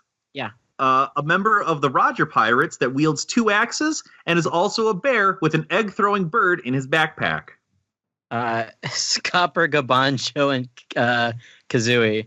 There you go. Scopper Gabanjo Kazooie. Yeah. Sam. The sequel to a member of the Roger Pirates who wields 2 axes and a bear and a bird that lays eggs in a backpack. Really? Scopper Banjo Tui? Yep. Wow. Zach. What if a member of the Roger Pirates with a bear and an egg-laying bird pack I was don't also know a this customizable reference. dirt buggy? Ed, you do it. I don't know this reference. What was the clue again? You were talking too loud. What if the member of the Roger Pirates with a bear and an egg-laying bird pack was also a customizable dune buggy? Oh my god. It's like a triple one, huh? Like a Oh man. Toon Buggy. What's God? What's that? very No, what vaguely the? now, It's like but- a Hanna-Barbera cartoon. I don't remember what Yeah. it's called. Yeah, I don't either. That's the thing. It was on Harvey know that- Birdman, I think. I know the character that I know- you're thinking I know of, that- Ed, but I don't think it's It was, Oh, I know the Yeah. title of the thing. I don't know this one. No. Go for it, man. Jump ball. Scopper. I'll be right back. It's Yeah. the pun itself, it's like a tongue twister for me. Scopper, Gaban, Joe Kazooie, Nuts and Bolts. There you go. Oh, right. I was thinking Speed Buggy. Yeah. Yeah. See, this is like I never The played any shitty of those games, so I have like Hanna-Barbera. old cartoons. That's what my right. my mind would go. And where are we on? Ed? Wait, whose was that? I think that was Zach's. So I think Ed. Okay, we're yeah, on it now. is that. All right. So the former head jailer of Impelled Down and the spiritual successor to Scopper Gabanjo Kazooie. Oh man, I don't know anything about video games. Oh. Yeah, that's Shit. I don't know. All Jump ball. Yep. Can you repeat the question? Or I know what it is. It's Shira ukulele, Yuka and Lele, right? Sheer ukulele. Yeah. Yeah. Thank you for playing the Banjo Kazooie lightning round. This has been a real pleasure. Now, Alex. Good huck. As if being a made man in the Goodfellas wasn't enough, he went on to be Roger's right-hand man.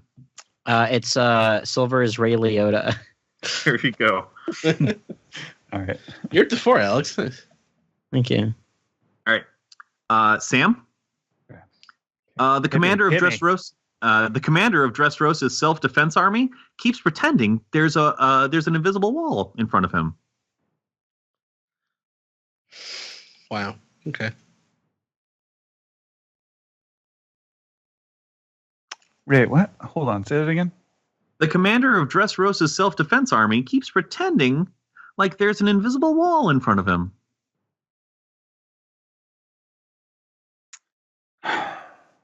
I'm back. I had to kill a silverfish. Yeah.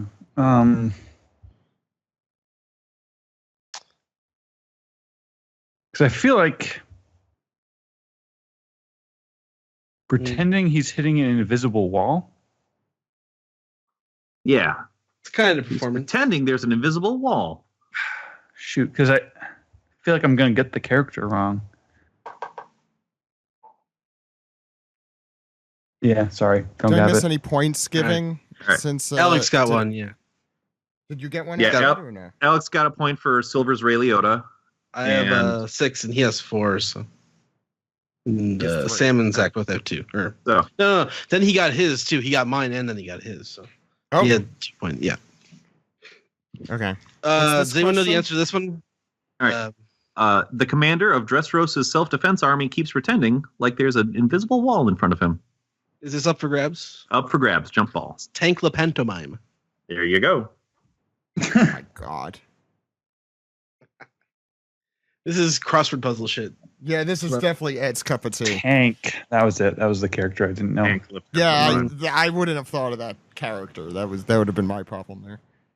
All right. These last 2 are going to be jump ball just because we've completed a whole round and I don't want to end halfway. So up for grabs from anybody? If NWA came from Drum Island, they'd say, "Fuck the." Fuck the Hip- police. Ah, nice. There you go. And this one, okay, final portmanteau dies. A holding place of darkness for the departed souls of Mink Samurai. A holding place of darkness for the departed souls of Mink Samurai. I don't know. Oh, Wow, wait. Got me. Mink Samurai. All Dogstorms go to heaven. Uh, I don't know. you Oh, get I a got point one for down. that. That's not right, but you get a point for that. I love that. I'm assuming it's purgatory, right? I mean, So, I'm assuming the second What part. Mink Samurai might have a purr at the end of its name? Cat fight purgatory. Okay, got it. Right, but I'd also accept Nekomamushiel. Ah, No, you won't. not bad. No, I wouldn't. Oh, so was there's one fun. more, right? Or No, that was the it, I last think. All right, Is that it? that is it. So, one? Okay, Right. Ed won that round, by the way, with 8 points. I had 3. Alex had 4, and No, Alex got an extra point just then for what was that? Oh, sorry. Fine. For all Dogstorms. No, that- Yeah, all Dogstorms gonna have Forgot about that. That was really good. Charlie. We have 2 more games left.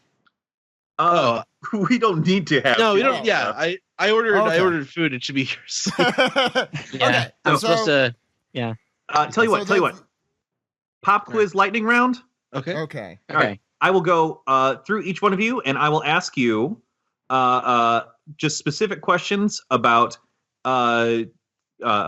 different Portrait of Pirates statues, and you can either get it right or wrong, lightning Okay. round style. All right. Great. Let's do it. First, we're going to start with the Portrait of Pirates CD line. This is the line of the characters as children. I'm going to ask you what each character is holding. Zach, what is Luffy holding? A pipe? Wrong. He's holding a knife and fork. Ed, what is Zoro holding? Bamboo sword. Wrong. 2 bamboo swords. Oh my god. Through my pen. Alex, Yeah. what is Robin holding? Book. You're right. Yeah. Sam, what is Sanji holding? A plate. Wrong. A knife. Zach, what is Nami You think that's a holding? knife? A tangerine? Right. One sec. Ed, Mm-hmm. what is Usopp holding? Oh.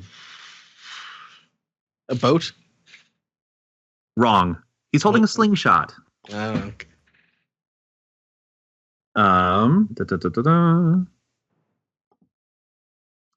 Alex?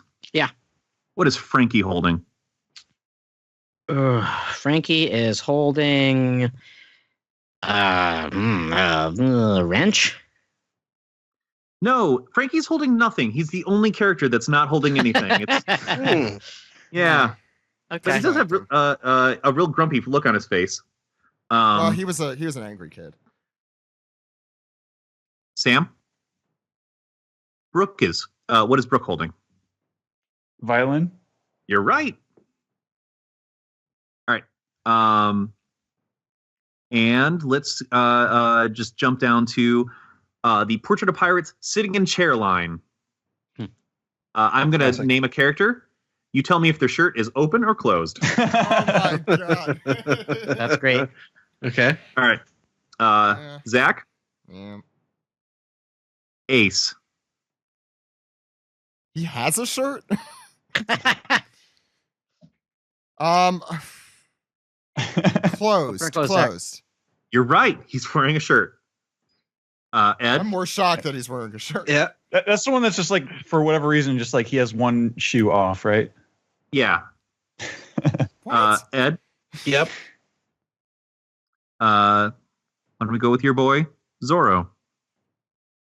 Those- No, he's wearing his kimono with one arm off, so you can definitely see all of his abs. Okay. Alex? Yeah. Law. Sorry. Open. You're right. Great. Sam? Capone. Capone has one? Capone. He does. His shirt is closed. You, thank God, yes. Damn it. Zach? Yeah, I was hoping it was open. Sanji?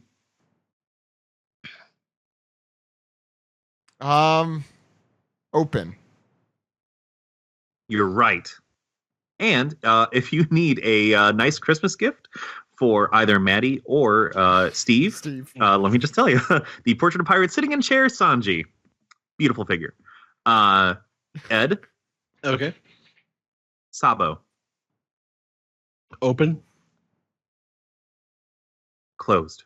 Ah. All right. This is And not just Ed's to round game. us out, No, this is not my. This is figures not my game. the Portrait of Pirates Moss Chopper figure is Chopper in a non-standard form. What form is he in? I thought it'd be Chopper eating Taco Bell. The Moss line. Live Moss, Chopper. Live Moss. Is he in that like teenager horn point? Is this like just open or is this to someone? No, this was for Alex. Just Yeah. Form. Alex, what form is Chopper in the Portrait of Pirates Moss line? Oh, 1 point. Yep, Horn Point. It's a beautiful figure too. Well, that's what Zach said, isn't it? No, but I didn't know. Zach, If it was to Alex, it's I don't- fine. Yeah, I didn't know it was mine either. Yeah. I'm not going to be selfish about my points. Not yet. All right, Sam. Portrait of Pirates Edition Z Zorro. How many swords is he holding in his hands? Or how many swords is he holding? I should say 1, 2, or 3. Oh, I was ready for this to be like an Ashura figure or something. 2. You're right. He's only holding 2 swords. And Blasphemy. just a jump question for everybody. What is the only non-One Piece character to ever be in the Portrait of Pirates series? Wait, I thought there were a lot in. Oh, I guess I'm wrong. Well, I There mean, would be a not Portrait of specifically Pirate. yeah. There's Mega House figures. There's stuff like Portrait of Pirates, but there's a non-One Piece Oh. character in a Portrait of Pirates I box. thought there were a lot, but I guess I'm wrong. Oh, is it Ryo-san from Kochikame? Oh, Man, that'd be non cool. One Piece series or non? Yeah. Oh, yeah. I'm thinking strong. Non- I'm sorry. Yeah, I'm like, Yeah. I thought there were a lot. Specifically Portrait of Pirates. Specifically like the One Piece line. That is so. but it's Goku? not a One Piece character. Huh. But it's not a One Piece character. It's not Goku. No. Trying to like Not Kinnikuman. Toriko. There you go. It's Toriko. Oh, really? Yeah. Interesting. In a 7-Eleven version. But is he wearing like Luffy clothes or something? Nope. Just No? regular old. But they only sold them in 7-Elevens. As a Weird. Portrait of Pirates. Yeah. That is- weird. All right. So Pop quiz before is the done? before the pop quiz, I had 12 points. Then I got to 16. Before the pop quiz, Ed had 15, and after still has 15. Before the pop quiz, Alex had 14. Now he has 15. He has 17. And before the pop quiz, Sam had 8.5, and now has 11.5. So Alex is our winner by 1 point. Very close game. Yay! I did Hey, it. congratulations, Alex. So yeah, that's Finally. gonna do it for the David backfights. I'm gonna kick out this weird French version of Foxy and get round off the show or do whatever we're doing here. Bye-bye. No. Well, no, I'm gonna actually do an ending segment. So yeah, Oh. Yeah. Okay. yeah, we haven't done all the stuff. This has been the One Piece Podcast, episode 607 for February 9th, 2020. Thanks everyone so much for being on the show. Please check us out at patreon.com/One Piece Podcast. New episode accruing around over there and a lot more. Your support means we could do more. So yeah, please click that up. We're also sponsored by Shonen Jump for the next few months. So please check out our website at viz.com/One Piece Podcast and pick up a subscription on the app or the website now. And yeah, so let's go around the horn, see where people could contact us. David, where could people find you? You can find me on Twitter at YCarps. That's Sparky spelled backwards, but with the letters reversed, so it's not Y Craps. You know what? Also, follow my alternate Twitter account at Gundam Name. I take pictures of things at the local supermarket that look to me like names from the Gundam series. It's a real good Oh, time. that's you. That's me. I've been loving that.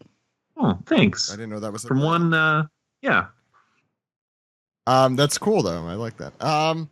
Sam, where can My people find favorite you? is this big pile of apples I saw named Brayburn apples, and I just thought, that just sounds like a commander.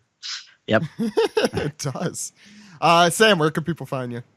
They can find me on Twitter at Lucky Chainsaw, and they can find me on the One Piece Podcast every week doing the anime recaps. Alex, where can people find you?